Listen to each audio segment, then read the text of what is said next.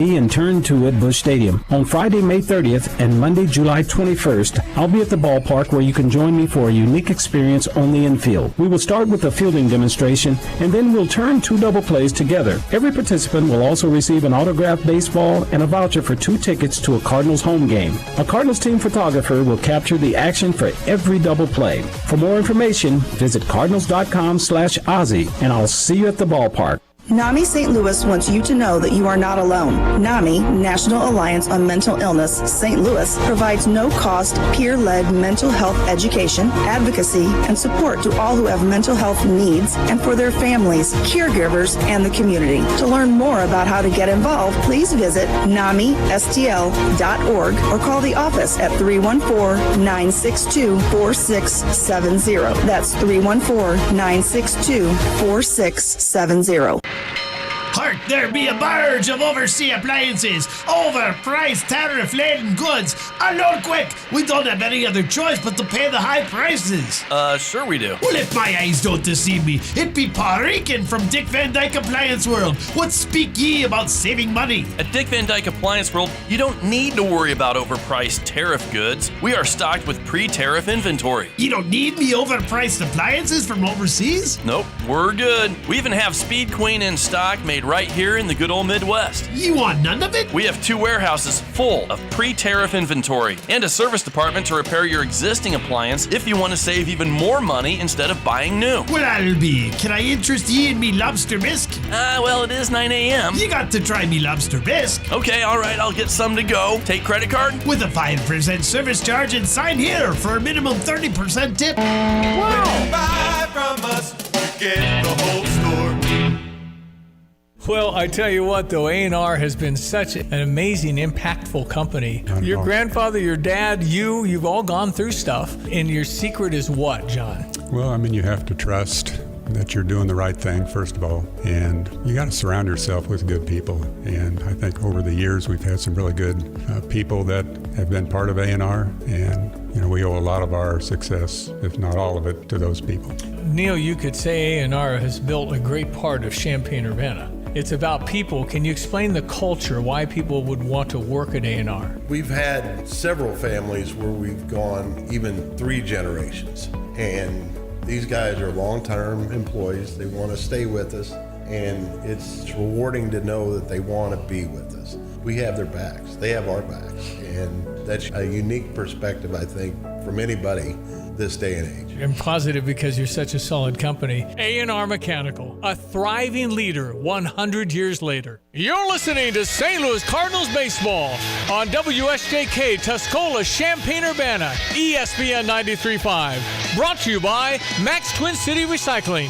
Visit them at maxrecycling.com.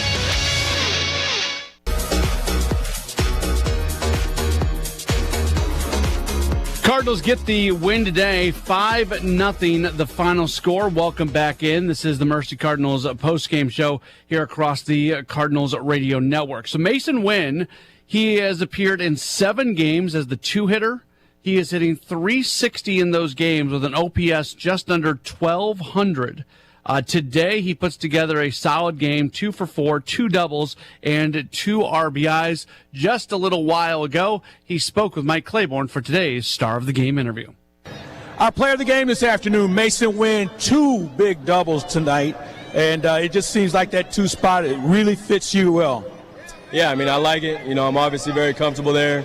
I'd probably say player of the game is probably Sonny. You know, he's somewhere in the clubhouse right now, but yeah, no, it was a good day. And one of the fun things about this lineup, you're getting contributions from every spot in the lineup these days. What has been the difference when it comes to the consistency of this ball club?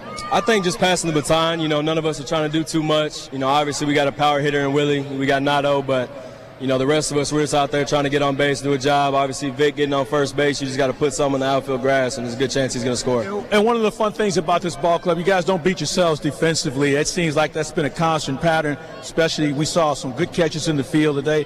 When did that all start for this ball club? Does it start before spring training?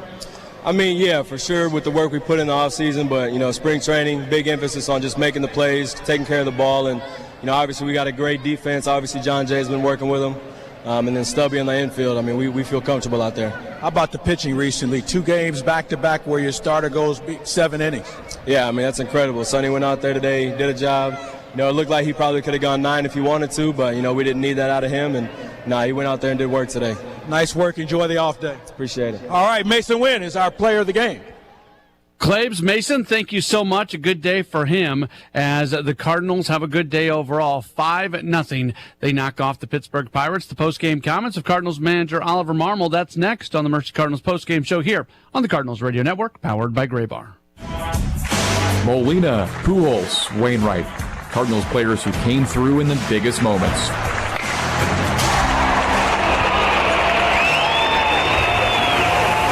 For Illinois farmers and ag professionals, Illinois Farm Bureau delivers for you. IFB and local county farm bureaus provide members an advantage with impactful advocacy, trusted information, and meaningful development. Visit ilfb.org to join and learn more today. When the game is on the line, power is everything. At JF Electric, we're the region's trusted name for building and maintaining the critical infrastructure that keeps St. Louis and our surrounding communities powered on. We provide construction and maintenance for vital systems at hospitals, schools, data centers, manufacturers, refineries, and more. From substations to power lines, solar fields to storms, no contractor has more expertise in ensuring the lights stay on and the grid stays energized. To learn more about our work on and off the field, visit jfelectric.com. Coldwell Banker Real Estate Group's Diana Foltz, recent recipient of Champaign County's Realtor of the Year. Diana, how do you know you've been successful? I know that when we are invited to personal events in their lives, first birthday parties, weddings, gatherings, we know that we've been more than just their realtor. We know that we've made these relationships deep and that it goes beyond just the sale of the house. And it speaks a lot to what we want, which is to serve our clients and to, be more friends than just a realtor. Why do you like what you do? I really enjoy helping either a buyer or seller to get to the next chapter. And they're relying on Reggie and I to help them achieve their next goal. You're their realtor. We're their realtor. It's Taylor Foltz team, Coldwell Banker Real Estate Group. You can find me on the internet at dianafoltz.com. Cell phone number is 217-840-4133. And my email is diana@dianafoltz.com. At ABC Heating and Air, it's our promise to help you always be comfortable. Do you need rescued because you're burning hot? Do you need rescued because your air is shot? Call ABC Heating and Air at 352-5400 and let us rescue you from the heat. ABC Heating and Air, 352-5400. Can't you see you need to call me at ABC? Call ABC Heating and Air. That's ABC Heating and Air, 352-5400. Next week on an all-new Law & Order. Order! Order! We convene here for case 217, Spring Green versus Weeds. Spring Green, the floor is yours. The weeds are infectious. The weeds steal the beauty from your lawn. We offer personalized lawn care, a mid-season checkup, and a simple and transparent process. Just click on to spring-green.com for a quote. Okay, Spring Green wins. Weeds, you're out. That's spring-green.com. You're listening to St. Louis Cardinals baseball on WSJK Tuscola, Champaign-Urbana, ESPN 93.5. Brought to you by Max Twin City Recycling. Visit them at maxrecycling.com.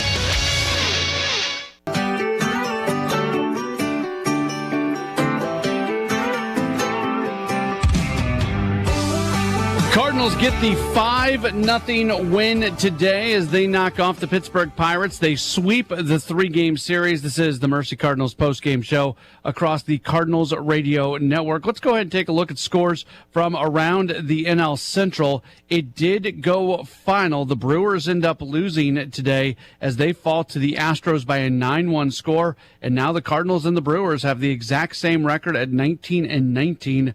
That is good for second place in the division.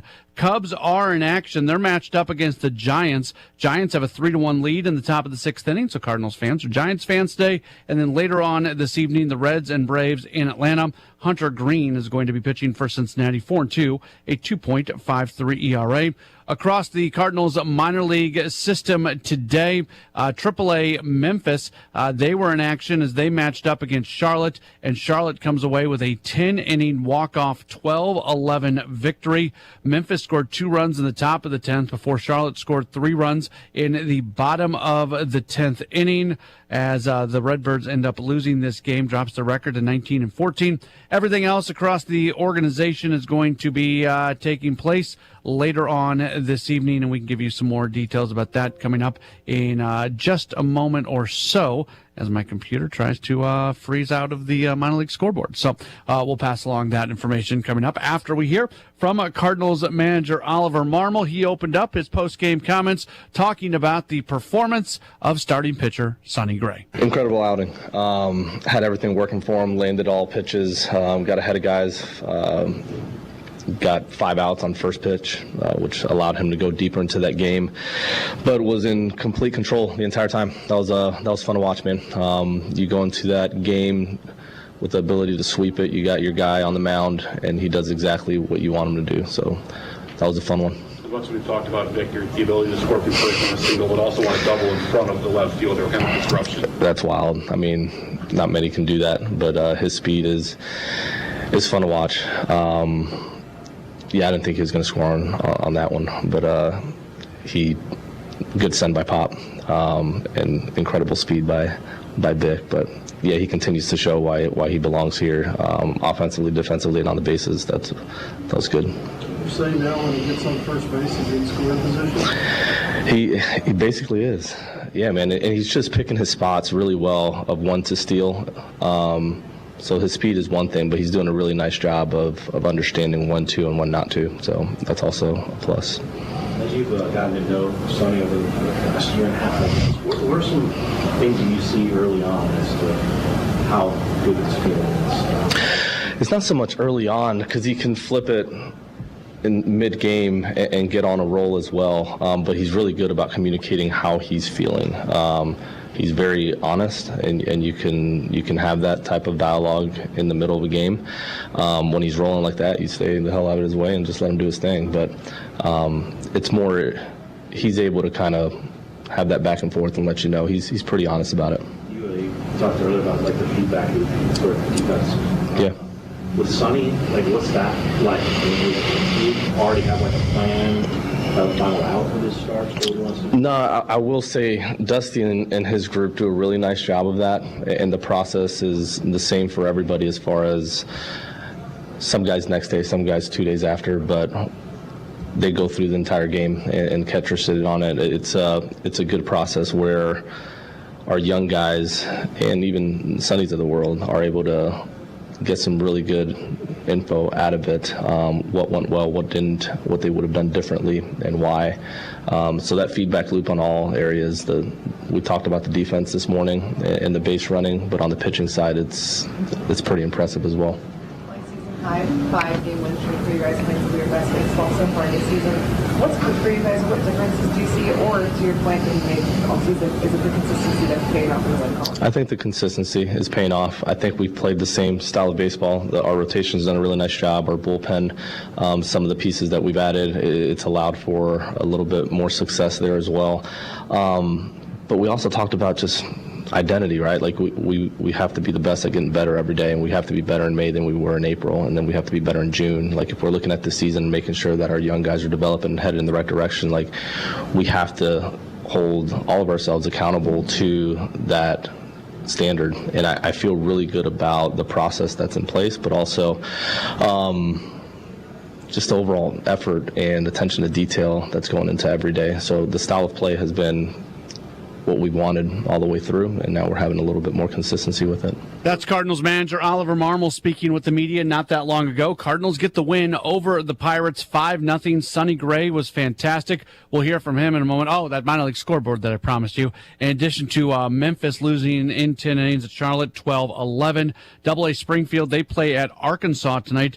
It's going to be Eshawn Henderson on the mound for Springfield, coming off his minor league pitcher of the month award from the Cardinals. 2-1, 2.79 ERA. High A Peoria did play today. They knocked off Wisconsin by a 3-1 score, and the Palm Beach Cardinals, they're in action tonight as they match up against Jupiter. In our game, the Cardinals, they get the win against Pittsburgh, 5-0. The comments of Sonny Gray, you'll hear those coming up in just a moment on the Mercy Cardinals postgame show on the Cardinals Radio Network, powered by Gray Bar. Cardinals fans, there are more ways this season to watch your Cardinals on FanDuel Sports Network. For the first time, you can subscribe directly to FanDuel Sports Network and stream the Cardinals without blackouts. Monthly, seasonal, and annual packages available. Also new this season, you can stream FanDuel Sports Network through Amazon Prime Video with an add-on subscription. As always, you can watch FanDuel Sports Network through TV providers including DirecTV, Spectrum, Xfinity, Fubo, and more. Visit Cardinals.com/TV to learn more. Baseball season is heating up, and so is the weather. Don't let spring showers wreak havoc on your home. Call Helitech, the experts in home waterproofing, foundation repair, concrete leveling, and more. Helitech offers proven solutions for damaging moisture, cracks, and sinking foundations using state-of-the-art technology to keep your home safe and dry. You deserve the best. Contact Helitech today for a free inspection at helitechonline.com. Heal your home with Helitech. Well, tell me. Drive in, drive out. Recycling's what Max is all about. You can make some cash and do your share. We make it really simple because we care. It doesn't matter large or small. Our friendly staff will handle it all. Starting it over is what we do at Max Twin City Recycling. Your #1 sports bar and grill is Pia's. Head to 1609 West Springfield Avenue to watch all your favorite sports teams play on the big screen TVs as you enjoy great drink specials and the famous 10-ounce Slugger Burger. With the slot machines, darts, video, golf, and outdoor beer garden, meet your friends at Pia's since 1975. Open mornings at 7 a.m., Sundays at 8. See you at Pia's.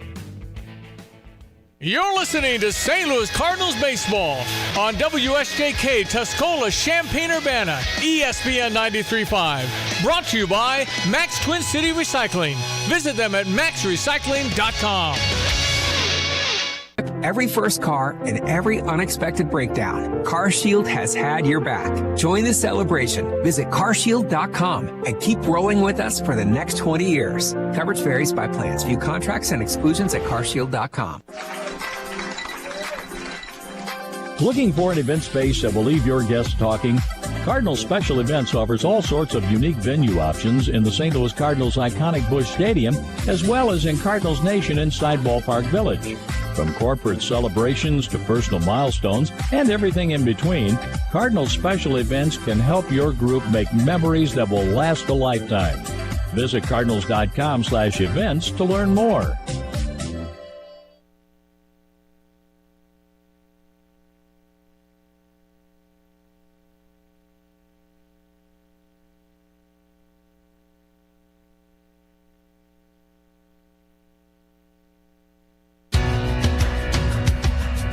Cardinals get a 5-0 win against the Pirates. They also get a 3-game series sweep. It's the Mercy Cardinals postgame show across the Cardinals Radio Network. Sonny Gray was really good today. Went 7 innings, giving up just 2 hits, 8 strikeouts, just 1 walk for Gray. He spoke with the media just a little while ago, opened up talking about his command and what he was able to do today. Yeah, I mean, we had a meeting the other day, and it was about staying aggressive and getting ahead and attacking guys. And I may have gotten away from that a little bit, but I mean, that is when I'm at my best, is when I'm constantly on the attack and coming at guys early and trying to force contact and force the hand early. So tried to get back to that a little bit, and yeah, I mean, that was a good finish to a good series for us. So when you're doing that, like, I think with 5 against me first pitch, are you talking about with the pitches? Anything you decide to throw in the 0-0 count, just trust it, commit to it in the zone, and go from there. Obviously, the more you can mix within that and still staying competitive within the strike zone, the better. But just committing to filling up the zone early, get back to the middle of the plate, and not trying to be too fine, especially early. So that was kind of where I was at mentally. The reward was 7 innings, and a big deal for home runs you've done before, but to do it on a day like this to complete the swing. Yeah, I mean, that was a.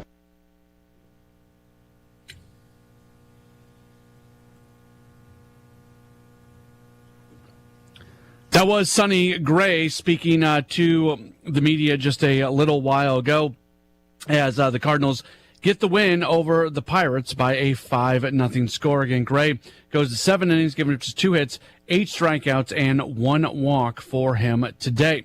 Let's go ahead and take a look at our saves leaderboard. It is brought to you by Missouri Farm Bureau Insurance. And leading the way, San Diego's Robert Suarez with 14, then Washington's Kyle Finnegan and Seattle's Andres Munoz, each sitting with 12. That is brought to you by Missouri Farm Bureau Insurance. We are Missouri Farm Bureau Insurance, and if you're a Missourian, we're for you. Cardinals are going to hit the road. They've got a 3-city road trip coming up, and it's going to start with a 3-gamer in Washington against the Nationals on Friday night. Eric Fetty is going to match up against his former team. The right-hander's 2-3 with a 4.78 ERA. Mitchell Parker is the scheduled starter for the Nationals. He's 3-2 with a 3.48 ERA. That's going to be a 5:45 first pitch. So that means our coverage is set to begin at 4:50 coming up on Friday night. For the voice of the Cardinals, John Rooney and Ricky Horton, who had the call of the game for Mike Claiborne, in addition to on-site producer-engineer Jim Jackson, studio producer-engineer John Camp, and our booth assistant and clubhouse reporter Kyle Sixta. I'm Matt Pauley, thanking you for being tuned in to the broadcast today. Cardinals get the win over the Pirates 5-0. We will talk to you again coming up on Friday night as the Cardinals open up a series in our nation's capital across the Cardinals Radio Network, powered by Graybar. Tired of trying to keep up with Old Man Jones and his perfect lawn? Spring Green knows that we can't all spend hours a day creating that perfect shade of green, killing off all that crabgrass and making sure every insect in the neighborhood doesn't call your lawn home this year. At Spring Green, they take the hassle out of your lawn headache with services such as lawn fertilization, weed control, grub and insect control, lime treatments, and even bush and tree care. Let the experts at Spring Green help you this season. For more information, visit them at spring-green.com. Spring Green, America's neighborhood lawn care team. Crystal Lake Park Family Aquatic Center opens May 24th. Open 7 days a week, 12:30 p.m. on weekdays and 11 a.m. on weekends. Lap swim is Monday through Friday, 6 to 11 a.m. Check out pool memberships and punch cards for extra savings, and be on the lookout for special days and promotions at the pool. For more information, call 217-367-1544 or visit urbanaparks.org. Urbana Park District. You belong here.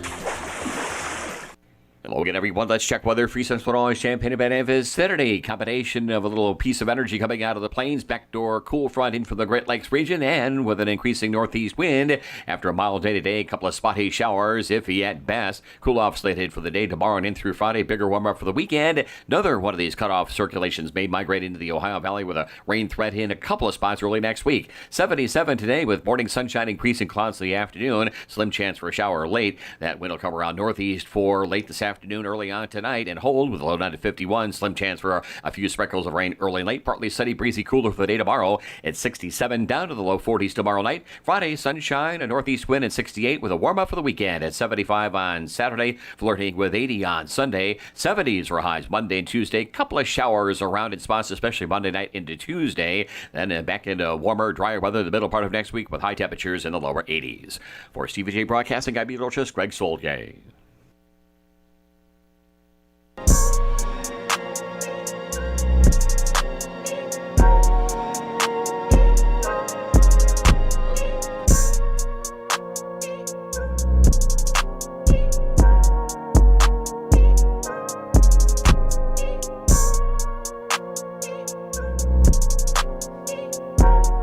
Hey, what's up? It's The Drive with Sam Piper, ESPN Radio 93.5. Derek Piper, Lante, Kyle Tosk. Morning. On a little late. Cardinals afternoon baseball get the sweep over the Pirates. Woo! Look out, Kyle. Look out. The Cardinals back to 500. Cubs currently trailing 3-1 in afternoon baseball at Wrigley Field. They dropped this one. The Cardinals will be 3 games back. And I'll speak for Kyle Tosk in saying that the panic level is Redbird red right now for I Kyle. will say, check back on Sunday. The Cubs are in New York against the Mets. The Cardinals have the Nationals. All right. I might get a little more concerned at that point. Let me tell you what gives me pause is that you've already played the Dodgers 58 times and the Giants 40 times and the Padres, 28 times, and we still have to play all of that. So that gives me a little pause. A little bit. I joke, of course, the Cubs are in a different realm in baseball. But you know what? It's fun to enjoy the wins. Amen. And it's a long season. And if we wanted to sit here and be negative all year long, then it'd be a long year. And it wouldn't be that fun to listen to or to talk about. And look, when you're a team that's won 5 in a row, credit where credit's due. It wasn't that long ago I was talking about the Cardinals. They were the 3rd worst win percentage in the National League, and we talked about it. You were only in front of the Rockies and I keep forgetting whether it was the Marlins or it was the Pirates. The Pirates, yeah. And the Rockies, and the Marlins now in that position where they're supposed to be, right? Right. Cardinals kind of where you thought they'd be too. They're that potentially frisky around 500 team. They'll have the ebbs and flows. They'll be hot a little bit, but maybe not good enough to go on a sustained run. Although, again, they have won 5 in a row, and they continue to be the arch nemesis of Paul Skeens. Right, which makes no sense. Which they won last night against him yet again. So we'll talk about that. But, yeah, I mean, that's kind of what it is. I don't think big picture we're probably recalibrating a whole lot. It's been good to see Wilson Contreras get hot with the bat. Mason Wynn's doing some things here recently. I think last 15 games he's comfortably above 300 as a hitter. And the pitching here recently, I mean, Sonny Gray was spectacular today, 1 hit over 7 innings. And Matthew Liberatore, who we've given it to in recent years, is not living up to the billing as a former first-round pick that you traded for. I think 4 of his last 5 starts have been quality starts, and it definitely was last night out-dueling Paul Skeens. You threw a lot in there that I probably would have thrown in, and I'm with you 100%. You had Contreras struggling early, but Lars Nootbaar was hot early. Ivan Herrera was hot early, and now those guys have cooled. Herrera, of course, being injured, but now you got Contreras picking it up. Arenado's been solid throughout. We know what Donovan's done. Burley's starting to pick it up now for the Cardinals, so that's big. And Victor Scott has been pleasantly one of the best players on this team. Today he scored from first on a single. Now, he was stealing second to make it fair. This isn't a Ducky Medwick back in 1937 or whatever and stealing or going first to home in the World Series. But what a name. Yeah, Joe. He's one of the best Cardinals ever. Joe Ducky Medwick. You need to check out his stats. So, and I don't know what year. You'll have to check it, Kyle. You'll have to check me on this, on what year Ducky Medwick went first to home, I think, in a World Series. But the point is, Victor Scott is adding some excitement to that team. Walker's still scuffling. We still have our worries about Nolan Gorman for sure, who played for a scratched Arenado today. But you're right. And even Miles Michaelis deserves some due for what he's done lately. And even Steven Matz, a guy that's on his walk year, and whether he's starting or in the bullpen, he's been pretty shutdown mode as well. Helsley's actually kind of struggled a little bit. Fetty struggled a little bit, but yeah, I'm with you. Like, I don't have these dreams of the Cardinals winning the division or doing anything crazy, and probably sitting at 500 is about right where they're probably going to be most of the season. But you're right. It's fun to win 5 in a row. It's fun to not get mad every night or sulk or just not even be interested in watching. Exactly. And now going into a series against the Nationals, like you said, Kyle, now I'm anxious to see what the Cardinals can do in this series. I think they've got, the next 10 on the road maybe. So they'll go on the road and see what they can do there. But so far at Busch Stadium, they've been good. And I know that's something the last couple of years hasn't been a given. So, yeah, it's fun. And if that's all we talk about the Cardinals, then we've given it a good ride here for a couple of minutes. And I think deservedly so, winning 5 straight and a chance to climb within 3 in this division. So that would be fun. There's no use 1934 for Ducky Medwick. Is that right? 1934. Now, how can you remember something like that? Like, how can I get within 3 years in the 30s and I can't remember what I ate last night? It's literally, pretty good, though. I mean, I guess it's mundane. But yeah, I mean, that's almost AI territory. Almost, right. Yeah, AI doesn't make mistakes. I asked right? AI yesterday, how many times has Illinois football been preseason top 25 from the Rose Bowl of 07 on? It's only been once, the year after the Rose Bowl, and AI got that one. Just as AI knew exactly that P. Crow Armstrong had, 17 extra base hits on the number? That dude's good. A week or so ago. So I don't know if you said PCA is good or AI is good. They're both pretty good. Yeah, they're both. I think PCA may be having an AI type of season so far. Yeah, right. Where he's good. We did have this funny conversation today when Arenado was out, right? He was scratched. We didn't know why. So all of us, and there's 3 Cubs fans in this thread and 2 Cardinals, and we all start speculating, has he been traded? So then it was, did he get traded to the Cubs? And we're like, well, they're not going to trade in-house, right? They're not going to trade in the division. And then we were like, okay, what would you give for an Arenado if you're the Cubs? And then we're like, well, wait a minute, what if you throw in Helsley? And you get an Arenado Helsley. What do you got to give up for that if you're the Cubs? It was, it's not going to happen, but it's always fun to kind of think like that and try to figure out what's going to happen there. If I was going to make that call to Jed Hoyer, if I ever even considered it as a Cardinal, last night would have been the night I'd do it. Yeah. Right, Kyle? Don't they have 30 errors for third baseman? Or well, I also think there's the Giants that's still scoring in the 11th inning last night. Yeah. The inning's not over yet. To mention Ryan Helsley, I would pitch that name to them last night. I even had a buddy text me, I hope you're going to let Kyle go on a rant about Ryan Presley today on the show. So we got to get to that as we go along. We do need to talk some NBA. Yes. Our buddy Matt Silich is going to come up here, our resident NBA expert, to talk about the NBA playoffs. You had another wild one last night, the Pacers taking a 2-0 lead over Cleveland. Halliburton with an unreal rebound of his own miss on a free throw, step back 3 to win that game. Insane. And then some very relevant news, Steph Curry with a hamstring injury in Game 1 against Minnesota, although they still get it done on the road. Want to talk to Matt about those series and some really intriguing Game 2s tonight. Celtics, Knicks, and the Nuggets and the Thunder. Can I just say one thing before we take a break and get Matt on? It was only fitting that 2 nights ago, I was kind of geeked up to watch some NBA, had some hockey on, Cardinals were on, and I'm like, you know what? I'm gonna flip over to the Celtics-Knicks game and give it a ride. So it was about probably the 9-minute mark of the second quarter, and I watched until about the 3-minute mark. Both teams, I counted this, I went back and watched again. Both teams went like 1 for 9 from 3 at this stretch. There were like 4 turnovers. One guy, they were just fouling all the time on the Knicks. I don't know who that is, but they literally were, Boston was just fouling this dude, and he couldn't make free throws. So he was like 2 for 6 from the free throw line. And I texted both of you. I'm like, I gave it a shot. And then I wake up the next day to a text from Derek going, well, I get what you're saying, but man, the endings were great in these games. And I look and I'm like, oh my gosh, you had 2. Were they both in overtime? Yep. And 2-point games essentially. And I'm like, okay, so I literally picked out of 80 minutes of basketball. I picked, is that right? 80 minutes is 40-minute game. So I picked a 9-minute stretch out of 80 minutes and saw the worst basketball of the night and then decided to give up on it. And then missed everything great. Only I would do that. I guess technically the Nuggets was not an overtime. Oh, okay. It was a game winner. Like 121, 119 or something. Exactly, yep. And I'm just wild, like, great. Turn of events there in that game. And yeah, Knicks Celtics went to OT. I'm like, well done, Lon. Just quit being a baby and watch the game and quit worrying about it. Quit trying to be entertained. Just enjoy the game.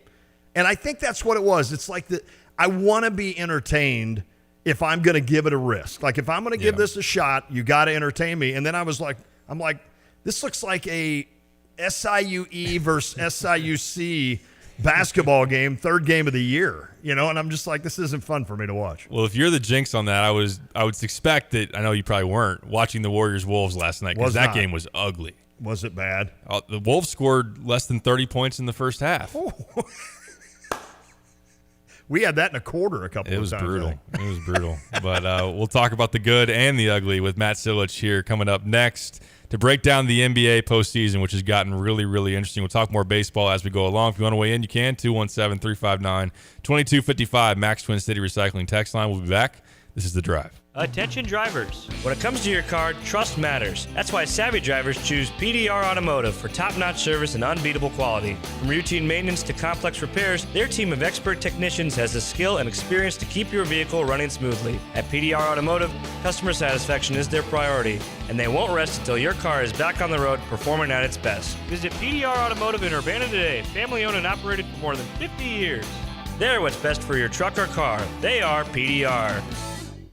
Well, I tell you what, though, A&R has been such an amazing, impactful company. Your grandfather, your dad, you've all gone through stuff. And your secret is what, John? Well, I mean, you have to trust that you're doing the right thing, first of all, and you got to surround yourself with good people. And I think over the years we've had some really good people that have been part of A&R, and we owe a lot of our success, if not all of it, to those people. Neil, you could say A&R has built a great part of Champaign-Urbana. It's about people. Can you explain the culture, why people would want to work at A&R? We've had several families where we've gone even 3 generations, and these guys are long-term employees. They want to stay with us, and it's rewarding to know that they want to be with us. We have their backs. They have our backs, and that's a unique perspective, I think, from anybody this day and age. I'm positive because you're such a solid company. A&R Mechanical, a thriving leader 100 years later. Actually, I called the provider. It was just going to be a while before I could have service, and I couldn't wait, so I was recommended to Classic. Professionalism, their dependability, credibility, and the service technicians, I wouldn't ever call anybody else. I truly believe that after people have experienced other companies and then given us a try, they can clearly see the difference. Visit ClassicPlum.com. Hark, there be a barge of overseas appliances, overpriced tariff-laden goods. Unload quick! We don't have any other choice but to pay the high prices. Sure we do. Well, if my eyes don't deceive me, it be Paul Rican from Dick Van Dyke Appliance World. What speak ye about saving money? At Dick Van Dyke Appliance World, you don't need to worry about overpriced tariff goods. We are stocked with pre-tariff inventory. You don't need me overpriced appliances from overseas? Nope, we're good. We even have Speed Queen in stock made right here in the good old Midwest. You want none of it? We have 2 warehouses full of pre-tariff inventory and a service department to repair your existing appliance if you want to save even more money instead of buying new. Well, I'll be. Can I interest ye in me lobster bisque? Well, it is 9 a.m. You got to try me lobster bisque. Okay, all right, I'll get some to go. Take credit card? With a 5% service charge and sign here for a minimum 30% tip. Wow. When you buy from us, you get the whole store.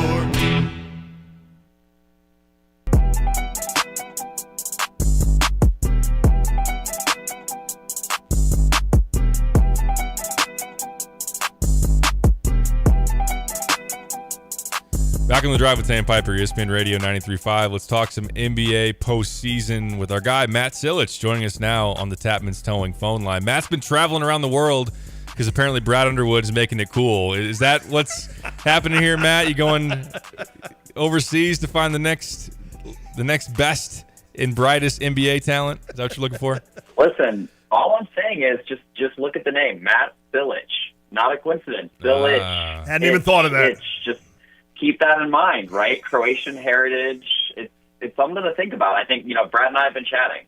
I'll just say that. You're one of the Balkans, too? I never knew this. Wow. I didn't either. Probably the first one in. Yeah. Look at that. Brad's like, are you out of eligibility then? Yeah, unfortunately. I mean, no, we had that talk. Yeah. Anymore, I'm not sure. If you just act like you're going to sue the NCAA, Matt, you may get a year or two.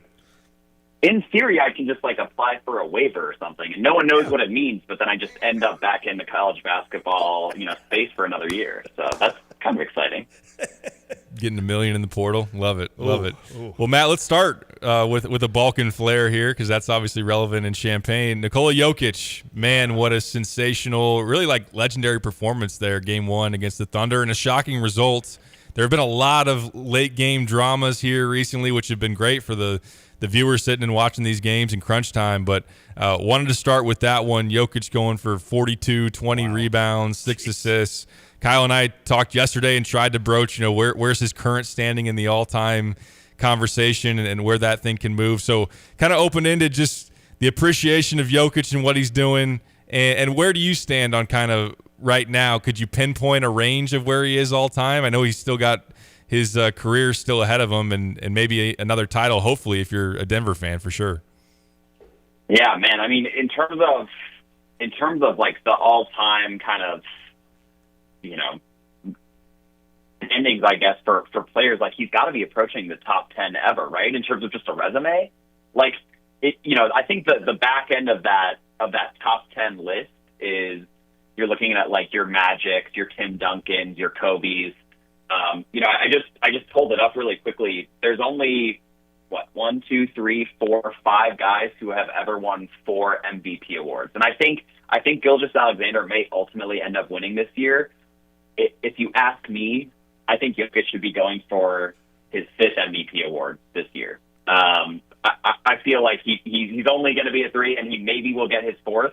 If he gets his 4th, Kareem has 6, Michael Jordan 5, Bill Russell 5, LeBron 4, Wilt 4. I mean that's a pretty good top 5 list of all time right there. Then you get to Larry Bird, Magic, Moses Malone have 3.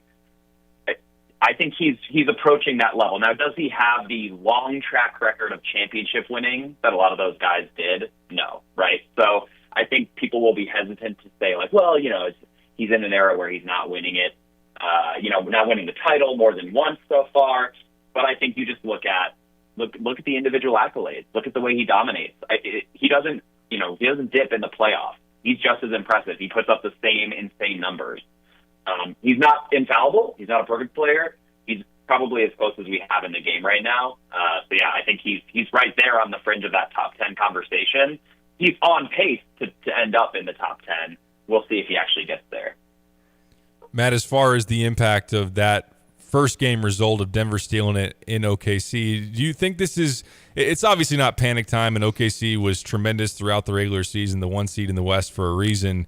But did it give you a hint at all of kind of an experienced group in Denver versus an inexperienced, haven't been there before in OKC? And I think the response from them is going to be really interesting because they haven't been deep in a postseason. And for Chet Holmgren, it might be nitpicky, but him to step up and miss those free throws and them to execute or fail to execute, at least properly, the foul up 3 type of thing. So do you think Denver can really push them going forward, or is this still going to be a really, really tough task for them even to get deep into the series, 6 or 7 games?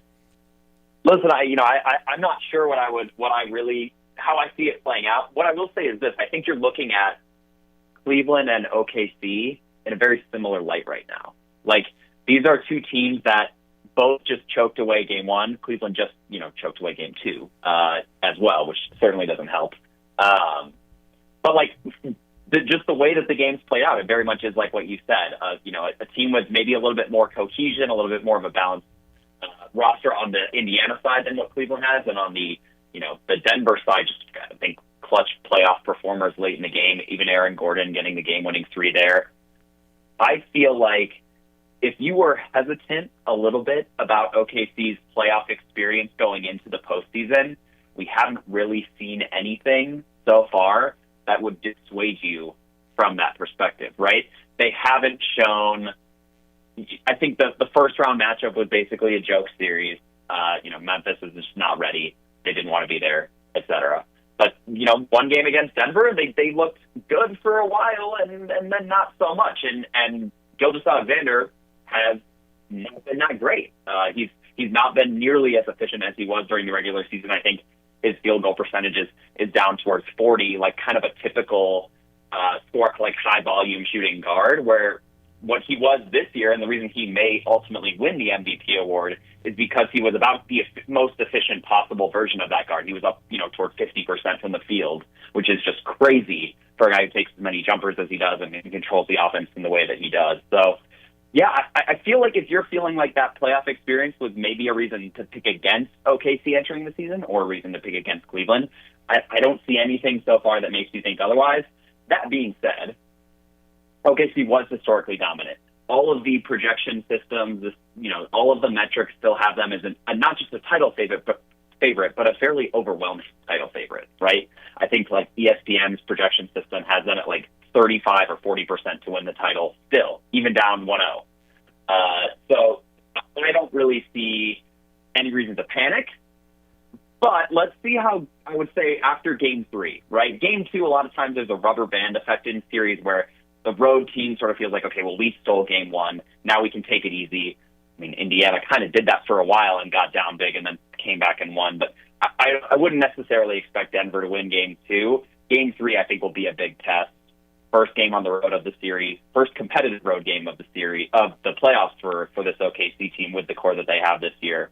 Yeah, I'm curious to see how that one goes. And then I think you could maybe hit the panic button if they look not ready for the moment. Matt Silich, he is our resident NBA expert, Illini grad, former intern at SJ Broadcasting, and our Croatian expert now. We got somebody to lean on now when it comes to the next Illinois kid that's coming from the that Balkan area.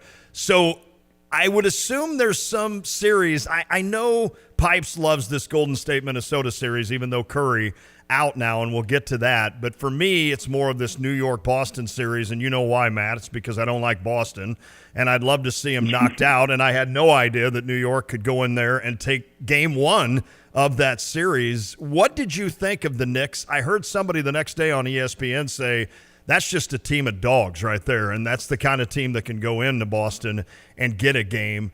Is this Knicks team, I mean, they're good, obviously. Are they good enough to knock off Boston in this round?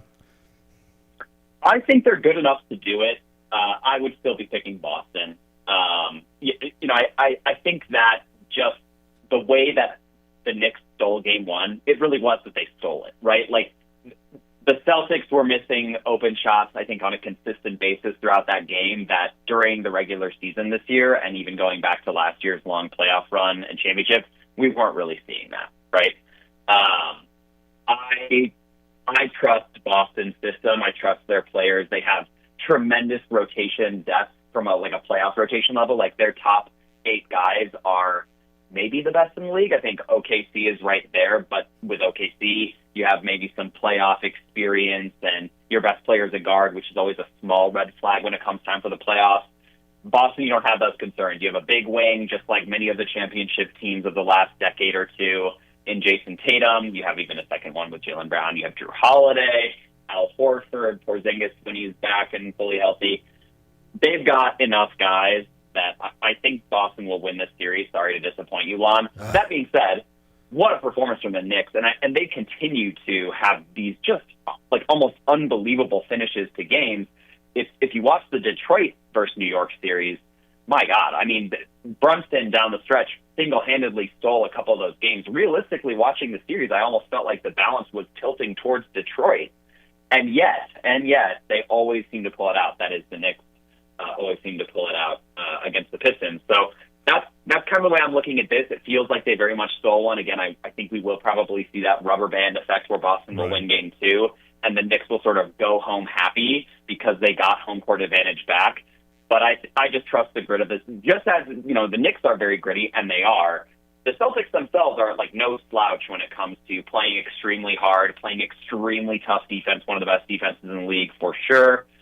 I think that Boston system will probably have them win out. That being said, again, the margin for error is super slim now, right? Yeah. When you lose game 1, okay, let's say something disastrous happens and you lose game 2 in a fluke incident like it seemed to happen to Cleveland, right? Now you're really in trouble. So they have to go out there and execute. They have to beat the Knicks in game 2, and then I think they can reevaluate where they are as a team.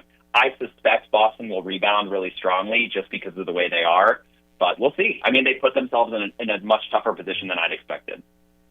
Matt, there's a lot of conversation about the three-point volume coming off of game 1. I know that Boston on the season was really high in that category. And if you go back to, Kyle and I talked about it earlier in the week, if you go back to the season opener between those teams, Boston tied the record, single-game record for most three-point makes ever in an NBA game with 29, and they shot over 60 attempts that night. And really, if they didn't miss their last 12, they could have easily breezed past that thing. Well, the other night, obviously, they shoot 60-plus and only make in the teens, and you end up with something crazy, 40-some missed threes. Is that sustainable, like, as far as the Knicks giving them those looks? I think the conversation, or if you're just watching the game, they got a lot of quality attempts up there.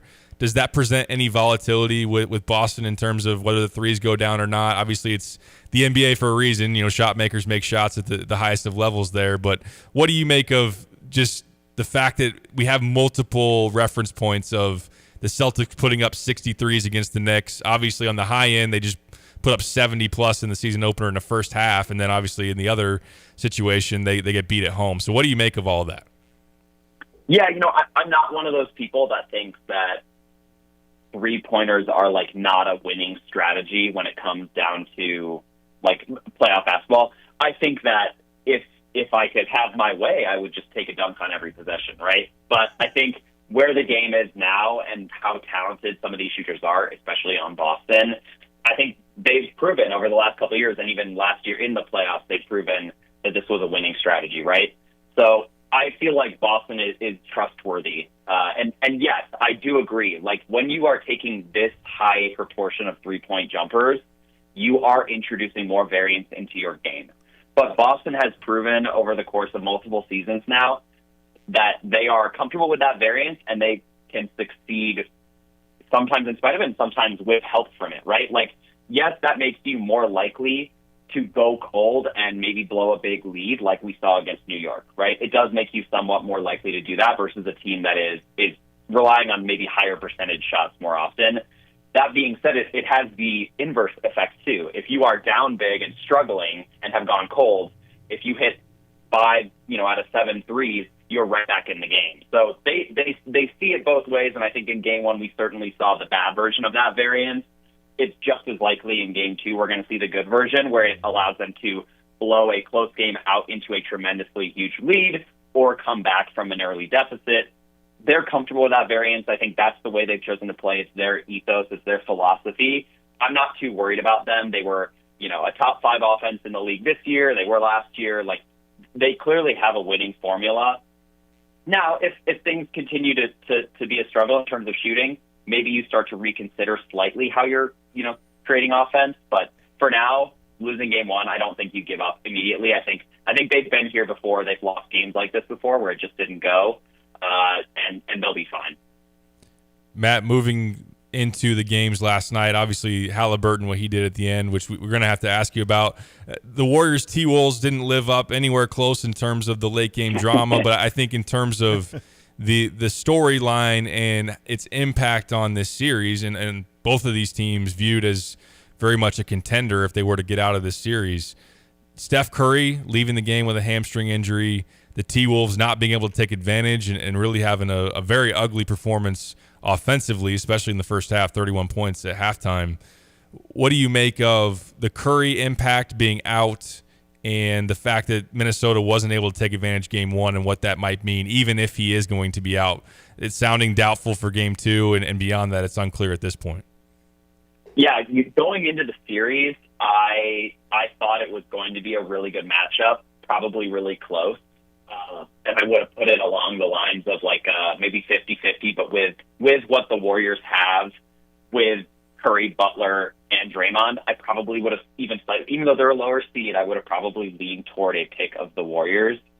But without Curry, I think it's a totally different sort of view of the series, right? Like, to me, it means it wouldn't be like a leap for the Timberwolves to win the series, as I kind of thought it would be given the Butler trade and what Golden State has now. Without Curry, it's almost like, oh, you've got to win this series, right? That drastically changes the offensive output and outlook for the Warriors. You're going to see this team play a lot more like the sort of peak Jimmy Butler Heat teams, which, to be fair, made some incredible playoff runs, right? Got to the finals. But those teams shouldn't beat you, right? It feels really bad when you lose to a sort of, a 90, 98, 88, like grinded out Jimmy Butler style. He's just hitting these stupid contested jumpers and there's nothing you can do about it. And on the other end, they're playing incredible defense.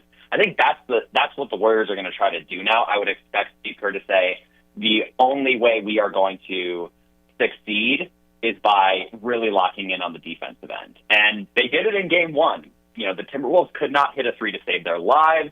They completely failed to produce any consistent offense until it was too late, right? They ultimately, in the fourth quarter, if you just watched that quarter, you would have been like, this series is going to look really good for Minnesota if you hadn't seen the score and you were just watching and tuning in.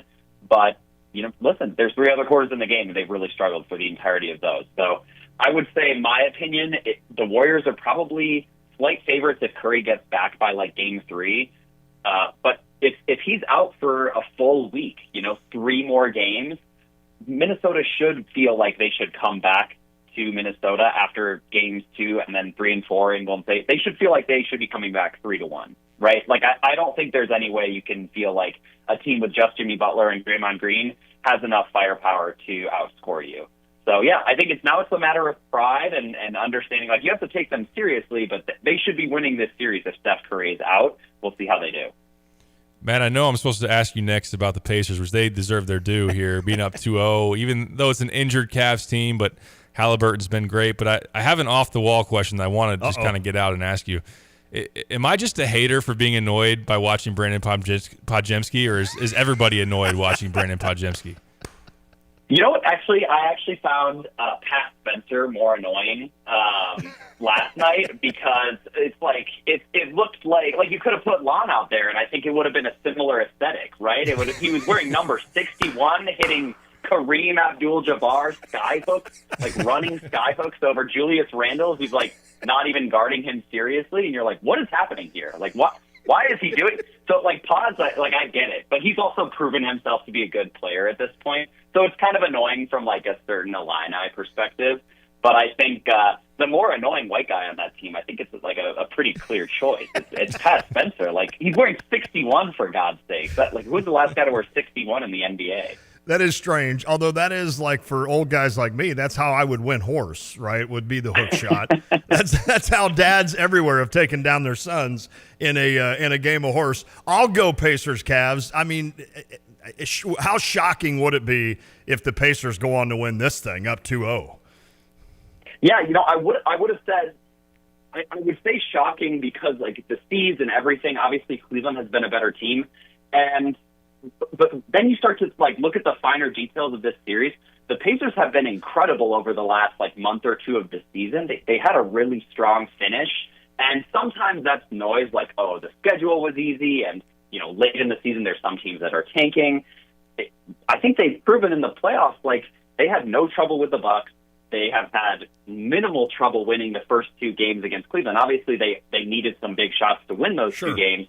But their role players are putting up huge numbers. Nembhard, Nesmith, like the Halliburton obviously has been great, but they don't even need a ton from Siakam because like everybody else has been so solid. So, and obviously they're also super well coached with Carlisle. Right, I think it's one of those like, yes, it is a big upset that we're looking at, and yes, it is. By feed and by like what you're thinking about the quality of the caliber of players on these two teams, Evan Mobley, Defensive Player of the Year level, Donovan Mitchell, the biggest name in this series, both are on the Cavs side, but the Cavs have had some injuries. They, aren't at full strength. They clearly are kind of working through their identity with some of these guys out. Indiana knows exactly who they are, and they're playing right now the same way they've played for the last couple months, and it's clearly working for them. So, very surprising, but I think after having watched games 1 and 2, I don't really see a huge reason like why the Cavs would come back and win this series unless health is the biggest factor, right? So if everybody comes back healthy, I certainly think they could do it. And to be sure, they should have probably won game 2. They kind of blew that one. So I think it's still up in the air, but Indiana has looked really good for more than just the last couple of games. They've looked good for quite a while now. I think they're a pretty impressive team, and I think they've sort of, quote-unquote, gotten hot at just the right time. Great stuff as always. Matt Silich, our resident NBA expert on the Tapman's Towing phone line. And, Matt, I don't know that going to AAU tournaments is as valuable as it once was, so if you could just text me on your international ventures if you're hearing any rumblings of an up-and-comer, to start to watch the tape, watch the FIBA, and get all the Montenegrin and Croatian and Serbian leagues fired up on my laptop. If you could do that, that'd be awesome, man.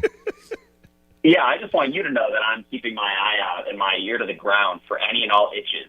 So, I am watching. I am out there hunting them down. I'm looking for the best young talent, east of Italy. So, yeah, I'll keep you updated. Appreciate it, Matt. Fantastic. Thanks, Matt. Thanks as always, man. Thanks, everyone. See you, buddy.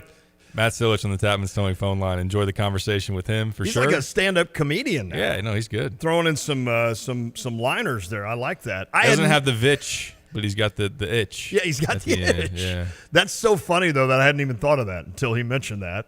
And I know he went on his honeymoon to Croatia, so it all came around. We should have put the pieces together. We should have. Yeah. We're not detectives. That's why we do this, I guess. Hey, Hey, I was doing some scouting on, not to keep talking, I know we don't probably have a huge NBA following, but maybe next hour I was doing some thought searching today on the NBA draft lottery, and the Bulls actually have a shot. And then I looked, the Sounds Sixers. familiar. Yeah, right. You guys are right there at a 1.7% Oh, here's chance. pick 8. Okay, cool. But it's the same percentage they had when they got D-Rose. Oh, is it really? Just for a little bit of hope. Oh, and the somebody same exact slot. Who got the first pick this year? The Hawks, right? Didn't they jump from 10 to 1 last year in the lottery?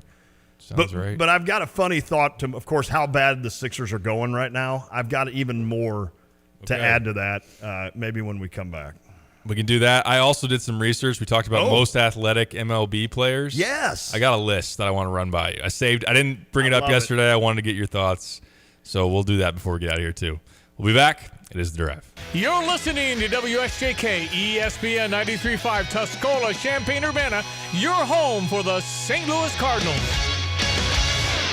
China this weekend. Treasury Secretary Scott Bessent is meeting with China's top economic officials Saturday in Switzerland, but President Trump says he's not sure what may come out of the discussions. We were losing $1 trillion a year. Now we're not losing anything. That's the way I look at it. In the meantime, the president says he is not open to pulling back the 145% tariff rate on Chinese imports and says he's not considering a lot of tariff exemptions. I want to make it nice and simple. I'm not looking to have so many exemptions that nobody knows what's doing. We have to make it very simple. Additional tariffs on pharmaceuticals are expected this month. Fox's Jared Halpern at the White House. Fed Chair Jerome Powell says it's too soon to know how tariffs and other policy changes will impact the economy, but that the risk of higher inflation and higher unemployment have risen. For the time being, we're well positioned to wait for greater clarity before considering any adjustments to our policy stance. The Fed leaving a key interest rate unchanged for a third straight meeting after 3 rate cuts in a row at the end of last year.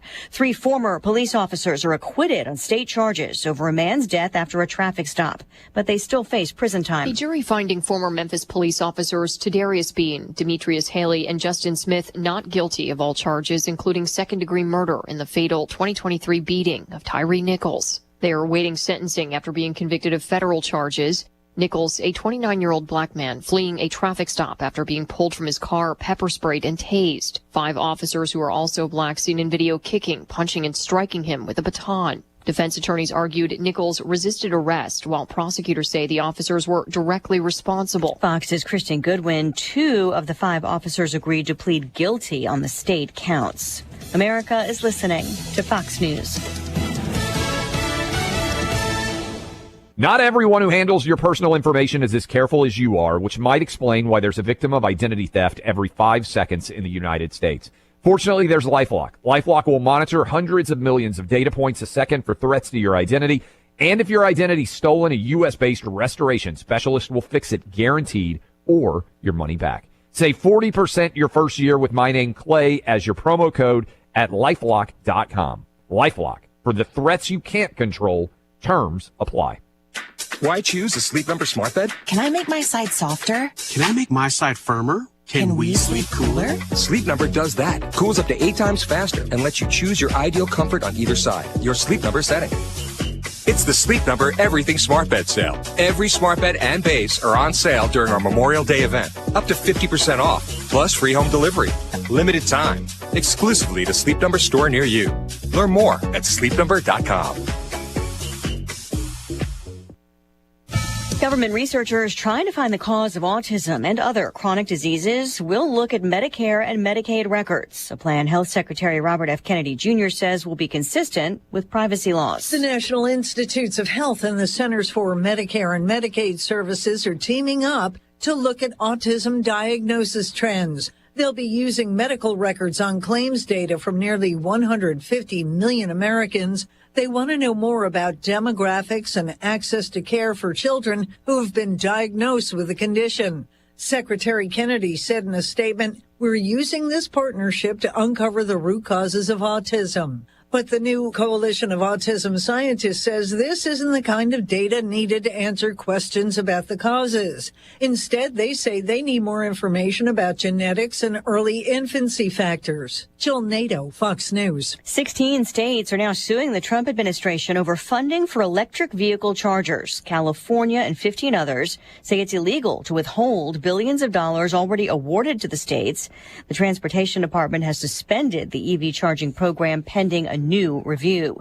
In the middle of the NBA playoffs, one team loses a star player. The Warriors may have a one-game lead over the Timberwolves in their second-round playoff series, but Golden State will be shorthanded until further notice. Steph Curry suffered a grade 1 hamstring strain in Tuesday night's victory over Minnesota, and the four-time champion will be reevaluated in 1 week.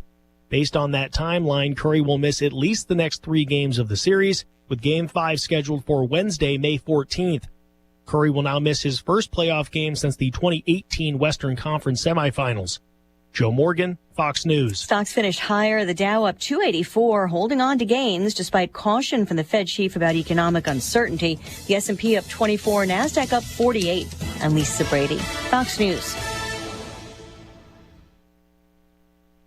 Hello again, everyone. Let's check weather for East Central Illinois, Champaign and Memphis. Saturday approaching cool front. One of these cutoff lows weakening on the way up through the Ohio Valley, generating maybe a couple of drops of rain. Otherwise, it's a drier weather pattern into play. Should take us right on through the weekend. A bit of a dip in temperatures, recovery nicely for the weekend. And it's a warmer spell for next week and another weak cutoff circulation. Main jet stream to the north and west. The system meanders up through the Ohio and another threat for a couple of showers early next week. Up to 77 today with morning sunshine, increasing clouds for the late morning and afternoon. Couple of sprinkles around later in the day towards evening time. After a 77-degree high today, 51 on the low tonight. Winds will shift around into the northeast this afternoon, continue tonight. Maybe a couple of drops of rain early and late, especially from Champaign on southward. Partly sunny, cooler for the day tomorrow. Northeast wind at 67 with 40s tomorrow night. Sunshine at 68 Friday. Warm up into the mid to upper 70s for the weekend. 70s Monday and Tuesday with a chance for shower late Monday to Tuesday. Warm weather up north of 80 for highs the second half of next week. For CVJ Broadcasting, I'm meteorologist Greg Soldier.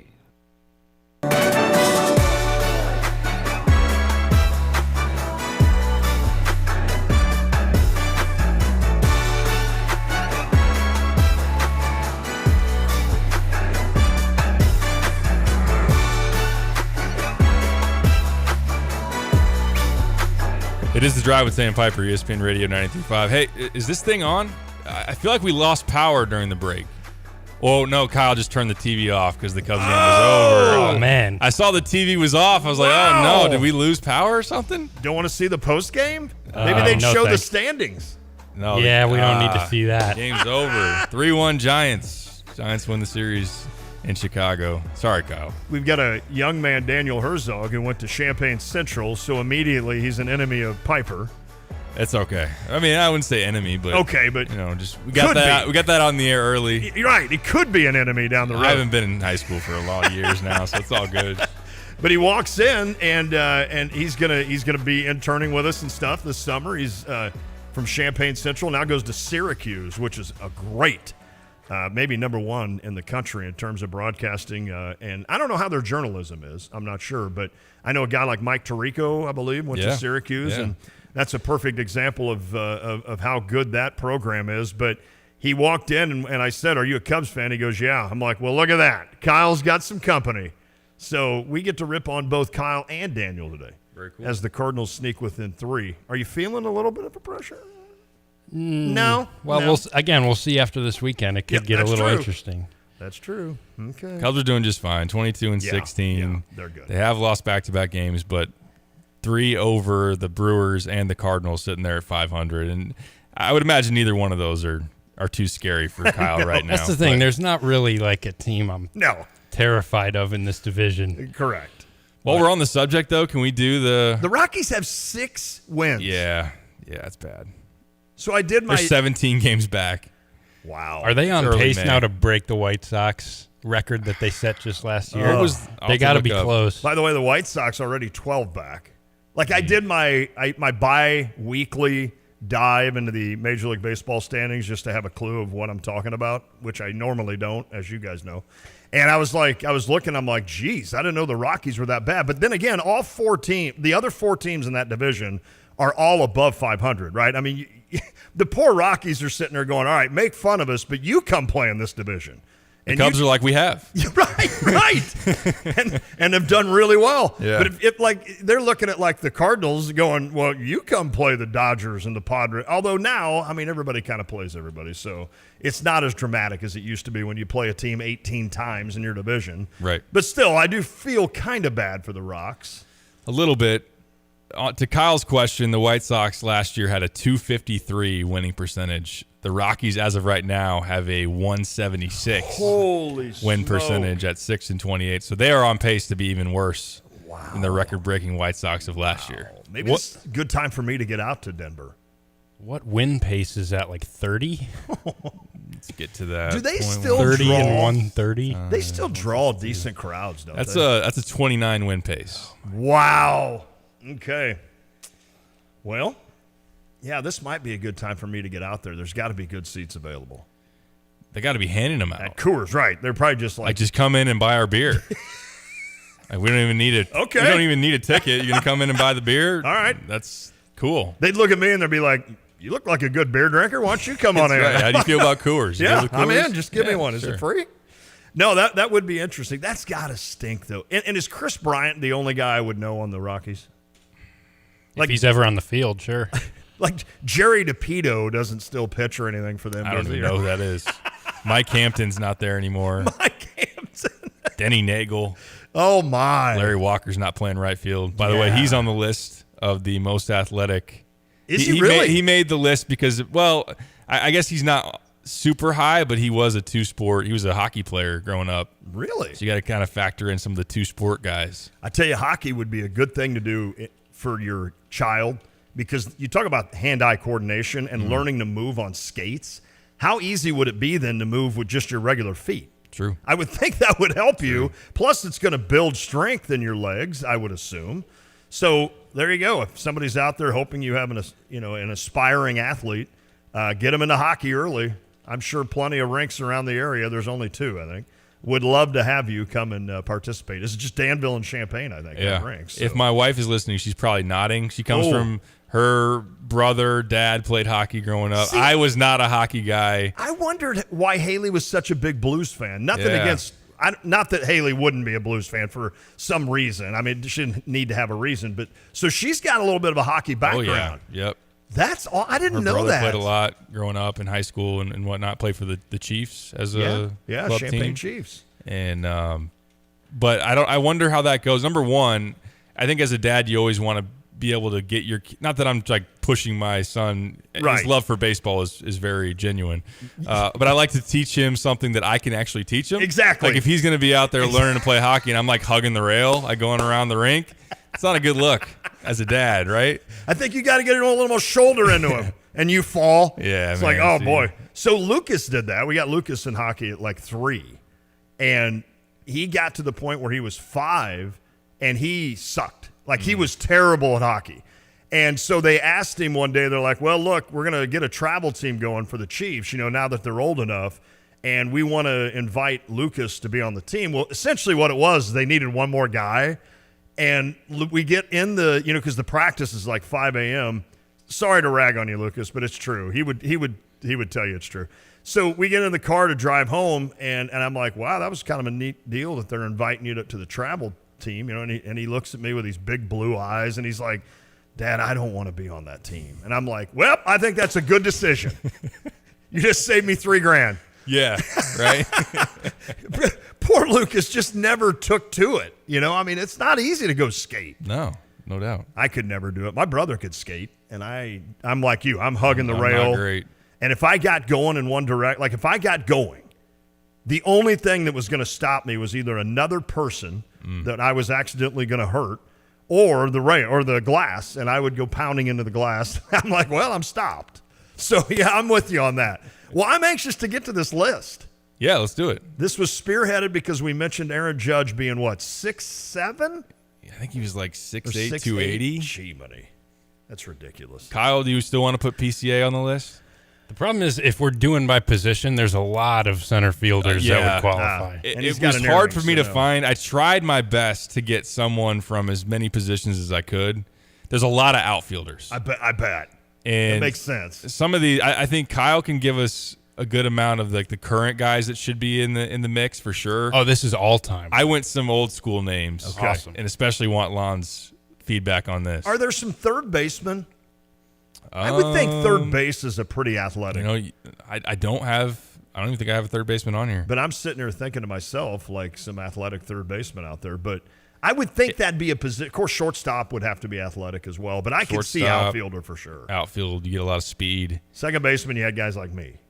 So that kind of sums that up really quick. This was from scrolling some lists that were made, some Reddit lists, and just off the top of memory. So how about a couple? I think widely, I don't know that he definitely wasn't the best baseball player, but from an athlete standpoint, you're going to get a couple of the crossover athletes. Yeah. Bo Jackson. Correct. Deion Sanders. But Bo is widely regarded as probably the most athletic guy to play baseball. I've heard former athletes and former guys like Mike Claiborne, for instance, somebody that's been around sports for so long and understands the idea of what sports is about, and not just one sport, right? So you hear people talk about Bo Jackson and essentially that he's the best athlete they've ever seen. So I don't think there's any doubt that, I mean, he had an absolute cannon for an arm. He was fast. He's strong as can be. And really, I mean, I don't know that he made a good decision essentially going more football. But, yeah, there's definitely, I think, Bo Jackson's got to be on that list. He became the ultimate video game cheat code in Tecmo Bowl, so he's got that going. He does. No doubt about it. And Deion, I mean, he took to baseball. It took him, if I remember correctly, he wasn't just fluent into getting into baseball and dominating it. And I don't know that he ever did. Yeah. Probably to the level that Bo did. I'm not sure Bo dominated baseball, but in terms of that, you're just looking at him thinking how good he is. But Deion just had those little things, like he was fast, right? So he could steal bases anytime. He could track balls down. And you know, I thought he did a pretty stinking good job because really it came around kind of in that after, but the era of like Michael Jordan trying to switch into baseball, right? And you're like, okay, this is maybe the best basketball. Well, no, he is the best basketball player ever and such a specimen and an athlete and you know, just shredded. And then he goes and he looks like you and I golfing. Like it just looks like it's like, ooh, guys, step away real quick. You need to go. You need to maybe pick hockey, you two. But and you know, Jordan was just awkward watching him swing. But Deion kind of figured out a way to kind of slap hit and stuff and use his speed to a positive. So man, those are two good athletes right there. Holy smoke! You know, a guy that I didn't know was on the crossover list and not in the same realm of fame, and I don't even know, you would be more familiar with this guy athletically, but it says something to be an NFL safety and also an outfielder. He actually played for the Cardinals. Yeah, Reggie. Brian Jordan. I'm sorry. I was going to say Reggie Sanders. I was in the right area, the timeline. But, yeah, Brian Jordan was safety for the Falcons. Yep. And then he was a pretty stinking good baseball player. I think he was better baseball than he was football. Yeah, and you talk about a guy that came along. You looked, and Reggie Sanders, you could add him to this. Those guys were like when baseball players were kind of thin and maybe not looking so crazy athletic, then guys like Brian Jordan came along that had just monster muscles, and you're like, holy smoke. Yeah, that's a good name, Brian Jordan. Who was he traded for when he went to the Braves? Boy. Do you know, or are you asking? I was trying to look it up because I feel like it was a pretty significant. When he went to the Braves. Or did he? No, never mind. He was a free agent. Okay, I was going to say, as a free agent. I don't remember him in a trade, but that doesn't mean I wouldn't be right. Or wrong, I mean. Other two-sport, well, this guy's a multi-sport, and we're going way back, so not even Lon's going. Todd Helton. Remember Todd Helton was he was Tennessee quarterback. Tennessee quarterback in college. Now, he never played professional football, but he was one heck of a hitter for the aforementioned Rockies. Didn't know this. Tom Glavine was drafted by the NHL. He was. And then also became a Hall of Fame pitcher. I never knew that until I watched a Maddox interview one day. And they asked Greg about the athleticism. The gist of the interview was like, are you athletic? You know, because and Greg's like, well, look, I won a lot of gold gloves, so obviously I had to be kind of athletic. And I am a Major League Baseball pitcher, so you would think I'd have a little bit of athletes. But they kind of went through that Braves, like John Smoltz, those guys, you know, and he talked about how Glavine was the most athletic. And he's like, Maddox brings it up during the interview. He's like, did you even know that he was drafted in the NHL? And the guy doing the interview is like, he was? So that's the only reason I knew that. But, yeah, he must have been really good on ice. I didn't know that until looking it up pretty here cool. recently. You have Bob Gibson, was a Harlem Globetrotter, multiple-time Gold Glover, and, of course, just an absolute nasty stud with the right arm. Stud. What was I just saw a thing with the 67 Cardinals the other day, and McCarver and Gibby were going back and forth. And McCarver was his catcher, of course, and mentioned something about he introduced himself, and he goes, Bob, I'm Tim. He's like, since I never came and talked to you on the mound. And somebody said, what's the story behind that? And Gibby goes, hold on, let me talk. And Gibson hardly ever speaks. And he's like, the first time Tim came out to the mound, I looked at him and said, the only thing you know about pitching is how to not hit it. He goes, you don't need to come out here. So Tim McCarver said, that was the last time I went and visited with Bob Gibson on the hill. So, yeah, but Gibby, gosh, did he play a sport in college? Was he a basketball player at Creighton? I know he's from Omaha. I didn't know if. I mean, surely he may have been, right? If he played with the Globetrotters. He was with the Globetrotters, yeah. Wow, that's amazing. I had heard that he had played on the Globetrotters, but boy, Gibby was athletic. Speaking of playing college basketball, Tony Gwynn was an all-conference basketball and baseball player at San Diego State. Good call. Tony Gwynn. He's probably my favorite guy to watch hit a baseball. And you could get him 0-2 and throw him the craziest pitch, and he would just plunk it over the third baseman's head, going opposite field, and never for a double. Tony was built like it, he wasn't exactly a speedster. No. But it is amazing that he must have been really good as a college player. Was that at San Diego State? Is that what you said? Yeah, San Diego State. San Diego State.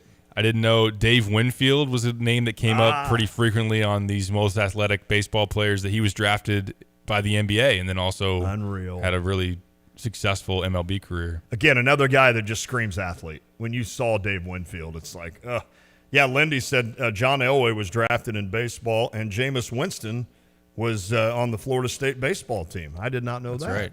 That's right. That's pretty cool. You got me thinking, before you go into that, locally, like at Illinois. Remember Kyle Hudson from Mattoon? Of course. I actually ran into him about 6 months ago. It was during basketball season, so what would that be, 2-3 months ago?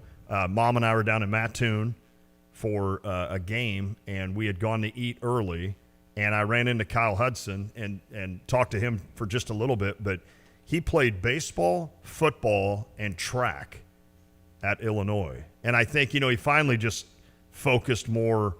Well, did he focus more on football? I mean, he was a great. Well, then he got drafted in baseball. Yeah, and he played for the Orioles, right? Yeah. That was the magical day. Remember, like 3 or 4 games came down to the last, and that's when the Cardinals got into the playoffs. Somebody lost, and then that day, Kyle Hudson stole. He didn't steal home, but he scored the winning run for the Orioles to get him into the. But I just thought of that because, of course, Illinois had Dyke Edelman. That's why they call it the Dyke Edelman Award. I think he played like 3 or 4 sports at Illinois. But Kyle Hudson from Mattoon, a really good athlete. Really Absolutely. Good. Speaking of multiple sports, this predates all of our eras, but Jim Thorpe was a guy that played in the MLB. He's an NFL Hall of Famer, and he won 2 Olympic gold medals. Can you imagine that? No, I can't. Didn't he golf too? Probably did. Yeah, no. It's probably Tony Romo before Tony Romo. Right, exactly.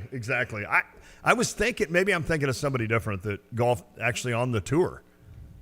That maybe not. I'll have to check that, but wow. And last multi-sport that I had written down, Joe Mauer was, I think, the only player ever to be the USA Today High School Player of the Year in both football and baseball coming out of high school. I didn't know that. Of course, catcher for the Twins, and a really, really good one for a long time. Did not know that about Joe Mauer. He was that good man, he was good when he came in. He was. He would hit like 340. Yeah, insane hitter. I mean, he was just, and then they ended up making him because he finally quit catching, right? Did he play first, or was he just a DH? It makes sense that he would play first. Corey, thank you on the Max Twin City Recycling text line said that Kyle Hudson's now the third base coach for the Red Sox. Is he really? I didn't know that. I wish I'd have known that when I chatted with him. It's pretty awesome. Yeah, can you give me some seats on the Green Monster? Right. He must have just been, I don't know. He must have just been in town for just at the right moment for me to spot him. So, a couple other names that I'll rifle through. When we can catch a break, I want Kyle to give me some of the most athletic in the game today. But some other names that I have down here: Ricky Henderson. Oh. Kenny Lofton, pretty athletic dude in the outfield as well. We got to put Barry Bonds on here, whether pre or post steroids. Yeah. Like pre, obviously a 5-tool player, right? Unbelievable. Eric Davis is a name that I saw a lot come up. He was the first guy ever to do a 30-50 season, 30 home runs, 50 stolen bases. Ichiro, pretty athletic. This is a current guy, so I won't steal Kyle's thunder here. How about Ozzie Smith at shortstop? Did he play another sport? No, I'm doing just. I'm sure he did. I'm just doing most athletic. I mean, just the backflips. But he might have been. Yeah, right, probably. Exactly. Just the backflips alone. And if you watch some of the highlights of Ozzie, when he's diving through the air, diving over guys so he doesn't get hurt, and when he was the one guy that I always marveled at that, because listen, back in the 80s, you took guys out at second. Right. This wasn't go to the club afterwards for a hamburger and a drink. I mean, it was like we hate you and you hate me, and like Jose Oquendo and Ozzie like getting into it with Will Clark at second base and like fisticuffs. But I always marveled at how Ozzie could jump over or jump around everybody that tried to take him out. Because if you could have taken the best shortstop defensively, I think, that I've ever seen, I know for a fact, out of a game, you would have been, and then the one thing I give Ozzie credit for is that he made himself into a good hitter. He was someone that when he came in was just that light hitting shortstop, and he made himself into a little bit of a threat offensively. And of course, we all remember the famous Jack Buck call with Ozzie when he hit it out. So that was awesome. Ozzie Smith, that's a good call. I'm trying to think of a Cubby.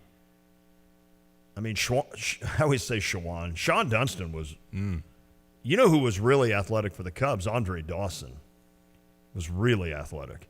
And I'm sure if you go back to the, who am I thinking? Who's the great Cub? Not Fergie. Oh, come on. Lon. Billy Williams? Billy Williams, yeah. I'm sure he was probably a guy that people would tell you was really athletic. That's awesome. It's got me thinking of like locally, there are so many people around. I know Lindy had sent in something. Yeah, Kirk Gibson, that's right. He was a receiver for Michigan State. Really? And then, of course, Charlie Ward, good call, won the Heisman at Florida State, right? And then he played in the NBA. So that's pretty sweet. Who did Lindy say? He's already shifted in again. Can I give you one more two-sporter that I had down here? He actually played for the Cubs. Not that notable as a MLB player. He's a Cub guy. Sorry. Jeff Samardzija. Oh, that's right. Insanely good Notre Dame wide receiver. Good call. And, had a long enough career in the MLB to make a living. He did. He had a couple good years with the Cubs. Yeah. Jeff Samardzija. I forgot about him. Wide receiver. It always goes to that theory, like, that I always tell you that I'm going to ask the good Lord if I'm able to go up there. Like, why not just give me one of those special talents and let somebody else just do their thing? Like, if you're going to let that guy play hockey and Major League Baseball, how about just let me be really good at hockey? Yeah. And just let Tom Glavine be one of the best lefties that ever threw in baseball. Right. That question's early on in my questions for God. It's not number one. You guys know I think number one. It's top 5. Wouldn't that be cool to like literally sit down and he's like, I understand you got some questions for me? I'm like, I think I'm too nervous for this. You want me to ask the questions first, or do you want to get yours out of the way? Right. What's the elevator for? Why are the doors opening? Oh, man. Last two names, Jackie Robinson and A-Rod that I had down. Oh, my, A-Rod. What, is he 6'7"? He's 6'3", 230. That's it? He's only 6'3". Yeah. Man, that surprises me because he towered over Derek Jeter. Man, he had a career, didn't he, with the Rangers? He really did. And then he went, just to the Yankees from the Rangers, right? That's right. He got that mega deal with the Rangers that was insane. Yeah. And then was with the Yankees for 10, 11 years. And shifted to third. Yep. Because that's right. To play next to Jeter. Yeah, he had a season with Seattle, of course, first. Oh, that's At one right. time, they had Yeah. A-Rod, Griffey, and Randy Johnson. Oh, my goodness. And he had a season in 98 where he hit 42 bombs, 124 ribbies, 46 stolen bases, hit 310. Wow. Hello. Yeah, pretty nuts. Matt brings up Danny Ainge. Good call. He played basketball at BYU. I'm sorry, played baseball and basketball, I believe, at BYU and was, I think, good enough to be drafted in baseball, and, of course, went on to a solid little career with the Celtics. No doubt. Annoying as can be. And now helping fund BYU's big NIL bag. Exactly. They showed an interview real quick of him. Does HBO have a series out on the Celtics? I think they, recently put one out. Okay, so while I was in Florida, I took a moment out of the sun and came in. I flipped on the TV, which I never do, and it was a story about they had this Celtics, and they were interviewing Danny Ainge, and he was sitting, I would assume, in his living room, and you can tell he lives probably out in that area still because the mountains behind him were just gorgeous. It's like, oh my gosh, he's got a pretty good setup. Frank Thomas, man, he was big. That was an athlete. He was huge. Yeah, good stuff from everybody texting in. Thank you for texting in. No doubt. Max Twin City Recycling text line. Yeah, Dave Winfield at Minnesota. That's right, played for the Gophers. Basketball and baseball, Mm-hmm. yep. 217-359-2255 if you want to continue to weigh in.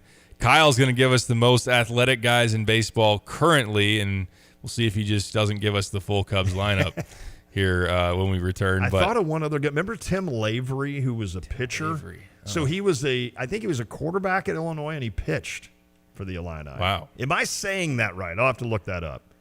But he was never, I don't think he was ever great at either, but he was good enough to play college baseball and football at Illinois. That's pretty solid. I would say. Mm-hmm. No doubt about it. All right, we'll be back with the most athletic players in baseball currently. Kyle's got the list. I like it. When we return, it is The Drive. Local, personal, trusted. Hi, this is Todd Durakan with First Federal Savings Bank of Champaign-Urbana, and we've been serving Champaign County since 1908. Our institution is safe, strong, and stable. We operate on a foundation of responsible and sound practices, and you can rest easy knowing we're your bank. Rated 5-star superior by Bauer Financial, Inc., fast, friendly, and local, with local loan decisions and underwriting. If you're not already banking with us, give us a try, and we think you'll love it here. First Federal Savings Bank, 356bank.com, member FDIC, equal housing lender, NMLS 435120. At Pards in Urbana, the boots just keep on coming. They're known for their huge collection of men's cowboy boots, women's cowgirl boots, kids' boots, and even shoes. If you're searching for top footwear brands, look no further than Pards. They carry a wide variety, including Ariat, Dan Post, Smoky Mountain, Roper, Double H, and more. And if socks or accessories are what you need, they've got all your high-quality essentials.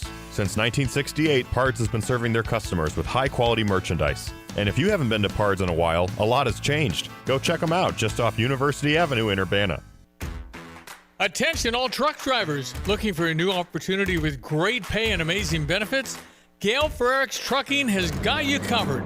Join their team, receive a $4,000 sign-on bonus. That's right, $4,000 just for coming on board. Plus, enjoy a $1,200 gross weekly pay guarantee. Drive their state-of-the-art Freightliner Cascadia trucks equipped with a revolutionary system designed to reduce weight and downtime. Get home every weekend and some nights during the week with paid vacations and holidays. They offer company-sponsored health insurance and all the benefits you deserve. Regional drivers get first priority. Don't wait. Apply in person at Dedicated Diesel, 1313 Triumph Drive, Urbana, or call Tim at 765-505-1295. That's 765-505-1295. Start your journey today with Gale Frericks Trucking. It's Karastan Extra Discount Days through Sunday only at Carpet Weavers. Save on beautiful Karastan carpets and floors with rebates up to $1,000. Plus, get a bonus free labor credit on every carpet and floor. A $50 instant labor credit for every 100 square feet of floors purchased. Plus, instant rebates on all furniture. Save $250 on every $1,000 you spend. All with free financing for 2 years. Through Sunday only. Karastan Extra Discount Days at Carpet Weavers Flooring and Furniture Gallery. Urbana's Market at the Square has been cultivating a vibrant scene in CU since 1979. Get to know your farmers bringing locally harvested honey, crafts, jewelry, art, fresh cut flowers, plus produce including fresh leafy greens and root vegetables, fresh baked treats, and a wide selection of proteins. Going on now, every Saturday, 7 a.m. till noon, rain or shine at Illinois and Vine, it's Urbana Market at the Square. Find Urbana Market on Facebook or urbanamarket.org. At ABC Heating and Air, it's our promise to help you always be comfortable. Do you need rescued because you're burning hot? Do you need rescued because your air is shot? Call ABC Heating and Air at 352-5400 and let us rescue you from the heat. ABC Heating and Air, 352-5400. Can't you see you need to call me at ABC? Call ABC Heating and Air. That's ABC Heating and Air, 352-5400. Fighting Illini fans, your Illinois football team is coming off a 10-win season as Citrus Bowl champs. This fall, Illinois returns 18 starters from the Citrus Bowl victory, including star quarterback Luke Altmaier for a third straight season. Led by head coach Brett Bielema, the Fighting Illini are listed on nearly every major top 25 ranking for the 2025 season. Stay up to date on all things Fighting Illini football at fightingillini.com. We can't wait to see you back in Memorial Stadium this fall. Almost Mother's Day. What to get your mom? Just another thing? Like that ceramic cat collection. Beloved. The life-size porcelain Elvis. Cherished. The singing bass that's been serenading the attic for over a decade. To that slightly terrifying clown painting. This May, give Mom the gift of space. Let 2 Men in a Junk Truck from the trusted 2 Men in a Truck family haul away all those treasures. Go online, 2meninajunktruck.com. Use code RADIO25 at checkout to save $25 on your next junk removal. It seems like the cost of everything is on the rise, but Erie Insurance can help make sure your auto insurance premium isn't one of them. Avoid rate increases with Erie Rate Lock. Even if you have a claim, your rates won't go up until you change your car, driver, or address. Your Erie agent in Champaign is Thomas & Ellers Insurance. Erie Rate Lock is not available in all states. Other conditions and limitations at erieinsurance.com. Go to erieinsurance.com for company licensure and product details. You've set your financial goals. One kid plans to go Big Ten, the other Ivy. Your bucket list includes seaside sunrises and sunsets on the slopes, or perhaps a second home away from it all.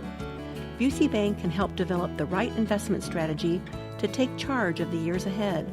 Busey Bank, building business, growing wealth since 1868. Proud to be the official bank of the Fighting Illini. Member FDIC.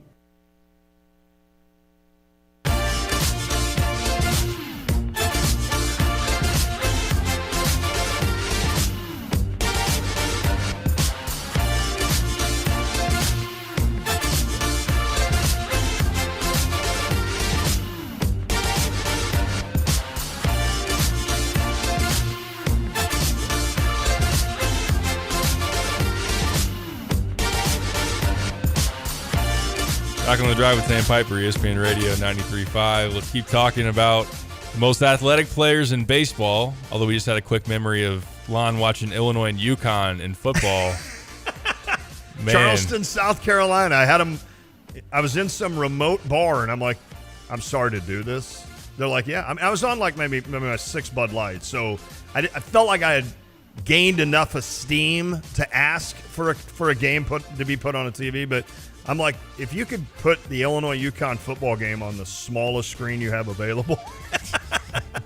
Remember when the UConn coach, he got like $10 if they had a first down or something. I think it was more. But yeah, more Randy now, Edsel, like the fully incentivized contract.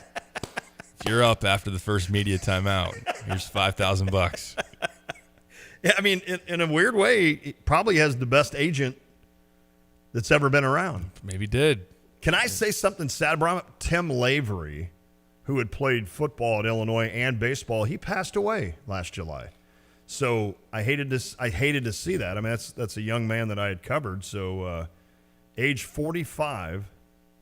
I don't know that I covered him, actually, now that I think about it. But, yeah, it's too bad to hear that. So I'm sorry. I don't mean to bring that down, but in case every Illini fans out there remember him, he passed away. So I did have the thought that maybe Illinois basketball fans should have, when UConn, which their fan base, understandably so, but like to peddle the 30-0 run as much as possible on social media. Maybe she just fired back with like, hey, remember in football when Brandon Peters, he threw the pick 6 to begin the game. Oh, that's But then right. Illinois came back and beat you. So, like, we're kind of even now, right? You guys beat us in the Elite Eight. We beat you in football a handful of years. I mean, come on. Let's play football chant. Yeah, I agree. I don't know. Wow. Well, I had asked you, like, what schools will benefit at the revenue sharing by not having football. Is that going to be an issue? I know we got to get – I don't want to get off topic. Yeah. How much of an issue is that going to be? Like, you had mentioned, like, Villanova, Creighton. St. John's, UConn. Well, UConn still got football, I think. Or did they get rid of it? They do. They do still have it. Not for long. I bet they'll be getting rid of that soon. But yeah, Dan Hurley's like, we don't anymore. Right. Hey, Coach, I need to see you tomorrow at 8 a.m. because you need to look for a job. Well, every time you call me in to meet, that's another $1,000 I get paid in my contract. Well, this is your last 1,000. All right. Because we're done. How much, though, I mean, when you think about how much Illinois will have to put, I don't mean will have to. I mean, that makes it sound like I'm disgusted by the thought of spending money on our football team. But if you didn't have a football team and you could just go crazy at Illinois with maybe $15 million in revenue sharing to be used just for basketball players, I would think that that's going to be a big weapon for teams like Villanova and such. It sounded like on the front end of the Big East, teams like Creighton, Villanova has been a big spender in NIL here recently anyway, that has helped them have some more ammo as far as revenue sharing goes. But it is the other side of the coin is you don't have football bringing in the money. Yeah, which, as we know, football is great call. What drives this huge television contract for the Big Ten, the SEC, on down the line. Yep. So it's the biggest moneymaker in the athletic department in college. So if you don't have that, then you are limited on the money coming in. Now, if you can still find a way to have the revenue and then spread it to basketball and not have football take 75% of it, correct, as it probably will in most situations, maybe even more if you're sitting there at Alabama or whatever it might be. So it kind of is something still to be learned as we go on, but that's kind of that's a great point. The push and pull of it. If you don't have the football revenue coming in, no, you don't have to share it with football, but maybe you don't have the ability to go up to the 20 million, 21 million because it's not generating the money. Do you guys know? So if I said to you, for instance, as an example, if you won the college football championship, you get $10 million. And if you win the NCAA men's basketball championship, you get $2 million, let's say. So in my example, there's an $8 million difference in terms of what you get. Do you know exactly maybe not exactly, but is there an idea of how much, or does it even matter about that? Because it's more of the TV. I mean, like, I don't know. I think it is the TV is the biggest driver of that. Although what's been said, the NCAA's biggest moneymaker is March Madness. The TV rights that they sell off to CBS and obviously now TNT, True TV, I should say TBS, True TV, is been, as far as what I've seen reported, is their biggest moneymaker. Okay. So, but I couldn't tell you. I'm sure ESPN pays I'm sure. just a crazy amount to have the college football playoff games on.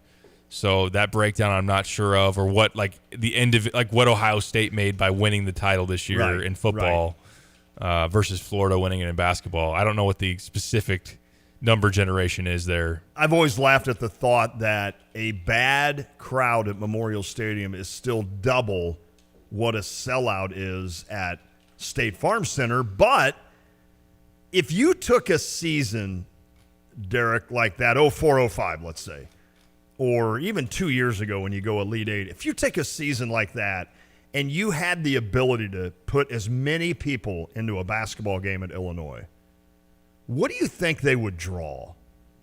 Like, let's say you had a game against Michigan. Let's say the weather was nice and you moved a game against Michigan for the Big Ten. You know, both teams are battling for the Big Ten championship or the tournament, not tournament, conference. And you're like, here's what we're going to do. We're going to move the game to Memorial Stadium. How many people do you think would show up for that? Would it sell out? I think as like a one-off. Yeah, like a one-off. You could do really well and probably too. get close to selling out, especially if you're at the peak of your relevance, like you said, 0405 or off the Elite Eight, and say it's going to be like a one game versus Michigan or winner wins the Big Ten versus Indiana. Like, right? Could you get 60,000? Like, I feel like you could. I think so. Not over, of course, a bigger sample size. I think it's interesting because Daniel here is from Syracuse, where they play in the Carrier Dome. What's that seat? Yeah, like 40 or 50,000. Oh, okay, all right. Now they split it in thirds because they're so bad. Oh man. I mean, they're like Penn State now, where they just I don't know if that's the fair. They have fake things up top. They're you the want only to bring back the cardboard cutouts. Penn State's the only school that actually kept the COVID cardboard cutouts, and they now put them up top. Should have, man. Instead of just the curtains. Like, Penn State got a hold of every Big Ten, and they're like, "Hey, Josh. Hey, it's Tom. How you doing, man? I'm doing great, man. Hey, what are you doing with your cardboard cutouts?" Well, I think we were just going to burn them. Can you mail those to us? Because we're gonna put those to use during basketball, except when we play you at the Plexa or whatever that is. What Palestra. Was it? The Palestra. Yeah, I'm sorry. Rec Hall. That's being very not nice to the Palestra, which is a iconic building. So that's my fault. I found the TV contracts of the college football playoff and the NCAA tournament, to go back to your original point. So Turner Sports pays $891 million annually to broadcast the NCAA tournament. ESPN pays $1.3 billion annually to broadcast the college football playoff. Okay. Now, so obviously, it's not as crazy apart. There's obviously a lot more, conference deals and stuff, but that gives you a little bit of an idea. I love living in the world where I'm like, well, $400 million isn't that crazy far off. It's a lot of money. It's a lot. I do want to what you're saying Kyle. about the football field. Michigan, of course, Tom Izzo's done this. Tom Izzo's played a basketball game everywhere you possibly can. They played Kentucky at Ford Field back in 2003, and they drew more than 78,000. Holy smoke. The problem there would be sight lines, right? Yes, big time. I mean, it's like, well, at least you have your ticket to show you were there. I honestly think about that sometimes when you do the, what's it called? The NHL game on New Year's Day at a baseball field. Like, how good is your seat in the upper deck at Wrigley Field for a Blackhawks game? It's got to be bad. Or out in the Busch Stadium outfield. Like, I think the environment for those, they draw incredibly well. Would be awesome. It's almost like there's a certain point where you're just there for the atmosphere more than actually the good view or even a decent view of the game. You're trying to stay warm, right? Because the ice rink looks tiny when you put it in a place like that. Yeah, no, listen, I've been to concerts at Busch Stadium or Wrigley, or I haven't been to Wrigley, but places that are huge like that, like Tennessee Titans. Like Andrew and I went to the Chesney Zach Brown concert last year. Now I decided to splurge a little bit on that one, and we said essentially would be the 50-yard line down on the field. And so we had great seats, but I would look behind me up in the end zone, and I'm like, how are you guys, do you even hear? Like, can you even hear it? I'm kidding. Obviously they could, but it's like, how do you even know if it's Zach or Kenny that's on right now? So, wow. Yeah. It would be cool though for one, how crazy Illinois fans are. And I don't mean crazy as in bad. I mean, just how they love their teams. It would be awesome to just see a sellout at Memorial Stadium for a basketball game. It would March. Nah, it's not nice enough, is it? be 50-mile-an-hour wind. Maybe we'd hit a few threes. That's terrible. Ooh. Where did that come from? Brutal. Sorry, guys. We got to be better at that. Isn't that funny? When you were talking earlier with Matt about the Celtics, I was like, oh, so that's who they're watching all the time. That's who the Underwoods pop the bottle of wine and be like, hey, the Celtics are on. Here comes 63s. This seems like a great strategy, but they're not making them. That's all right. You rebound them. Wow, I'm just like ripping on Brad and Tyler right now. I'm sorry, guys. I'm just kidding. But if you could put, like, in a dome, like Ford Field. I bet you could get 70,000 Illinois fans for a of course, that wouldn't just be Illinois fans. If you had Illinois, Indiana at what's that called in Indy? The RCA, is that? Used to be the RCA Dome. Now it's Lucas Oil. Of course, I'm always like 2 names Some behind. point down the road when Kevin Warren finally decides where they're going to build New Soldier Field, because it's probably going to be indoors because they want to host a Final Four. They want to host, all that. I think that would be awesome. That would be cool. Of course, you kind of get that in NCAA tournament. Yeah. When you can't play as you get into the later rounds. Yeah. I mean, if you would have made the second weekend, it was going to be in Indy at Lucas Oil. That's right. And then, of course, the Final Four for the 04-05, which I attended, was in St. Louis. I can't now remember what that was called, but where the Rams played. And, man, that place. What was that called? The Rams played at something Dome, right? Yeah. Like not the Superdome. What was that called? I don't know. Edward Jones Dome. Edward Jones. Good call. That was when the greatest show on Turf Dome is what it should have been called. That was Roger Powell's dunk. That's all I have to say, right? For the rest of my life, I could just go up to an Illini fan and be like, Roger Powell dunk. They'd be like, oh, against Louisville, Final Four. So we were sitting essentially, I mean, it was a CBS seat, but we weren't down on the floor, and it was it was from me to the Philo Tavern. And if people know where our studio is, it's right across the street. That was me when Raj went up and just shook the house. That was awesome. Oh, my goodness. That was probably one of the best. That would be a cool segment one time to ask people. Let's don't do it now because we're running out of time, but we'll do it kind of this summer or tomorrow. No, I'm kidding. Don't do it tomorrow. I won't be here. Can't believe that. Yeah, shocking. But to ask, like, in attendance at a game, what was the coolest moment? So it doesn't necessarily have to be a game winner, although if you saw a game winner, it might be your coolest moment. I think mine would have to be Roger Powell's dunk. Because when he did that, you just kind of had the idea in your mind, we're going to play for the national championship. I don't even know what the circumstance was when he did that. I don't know if it put Illinois up 8, 10, 12. But just when he did that, it just gave this, like, I just had chills. And I'm like, Illinois is going to play for a national title, and they're going to play Michigan State, and they're going to lose to Michigan State. And then the rest of my life, I'll have Michigan knocking us out, and then Michigan State knocking us out. And, of course, then North Carolina beat Michigan State. They did. And as Paul Harvey would say, you know the rest of the story. Correct. So we'll stop there. If there's any kind of solace, there is some infighting going on between the Tar Heels currently. Rashard McCants is not a well-liked character. We'll have to talk about that at some point. But we'll save your segment. Okay. And there you have it. Kyle's most athletic MLB players in the game today. Does that ever happen when I'm not here, or do you guys kind of no, it doesn't. Stick to script? Agree, disagree, weigh in on the text line, 217-359-2255. We will have a break. We will have Kyle run through his list. Great list, Kyle. It is the drive. From computer systems to brakes and tires too, at PDR, fixing cars is what they do. Remember, when you turn the key and the car won't run, call 367-9481 or use their dedicated text-only line at 383-0619. Additional information including repair quotes and online scheduling requests available from the website at pdrauto.com. Remember, they are what's best for your truck or car. They are PDR.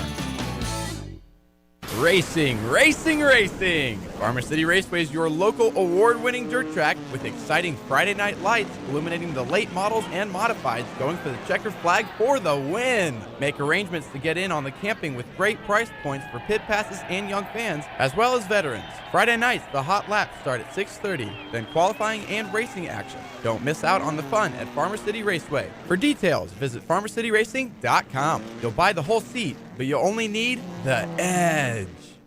It's time for spring cleaning, so why not turn your clutter into something amazing? At the Habitat for Humanity of Champaign County Restore, your donated furniture, appliances, and home goods help build homes, community, and hope right here in Champaign County. Dropping off is easy. Bring donations behind the Restore at 1914 Glen Park Drive during donation hours. Call 217-359-0507 or visit cuhabitat.org to schedule. Declutter your home and change lives. Donate to Restore today. PDR Automotive has now been serving the Champaign-Urbana area for over 50 years. To give you some perspective, 50 years ago ended the U.S. involvement in the Vietnam War, and it was when Secretariat won the Triple Crown. So what does that mean for you and your vehicle? Whether you need a carburetor overhauled or your new vehicle computer system diagnosed or programmed, PDR Automotive has the experienced, knowledgeable staff that can handle all your automotive needs. Online at pdrauto.com, they are what's best for your truck or car. They are PDR. Actually, I called the provider. It was just going to be a while before I could have service, and I couldn't wait, so I was recommended to Classic. Professionalism, their dependability, credibility, and the service technicians, I wouldn't ever call anybody else. I truly believe that after people have experienced other companies and then given us a try, they can clearly see the difference. Visit ClassicPlum.com.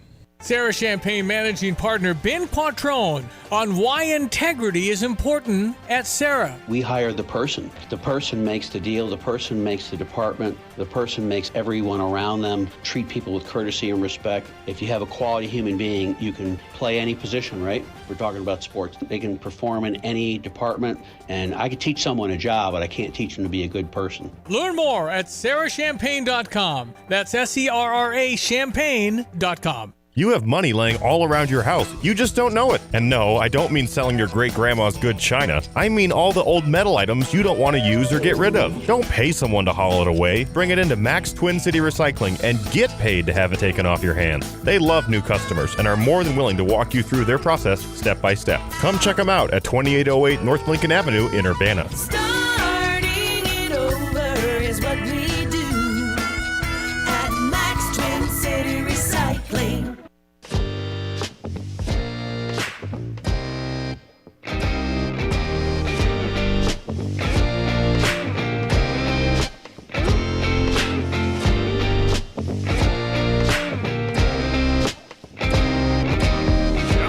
That's who I hang out with.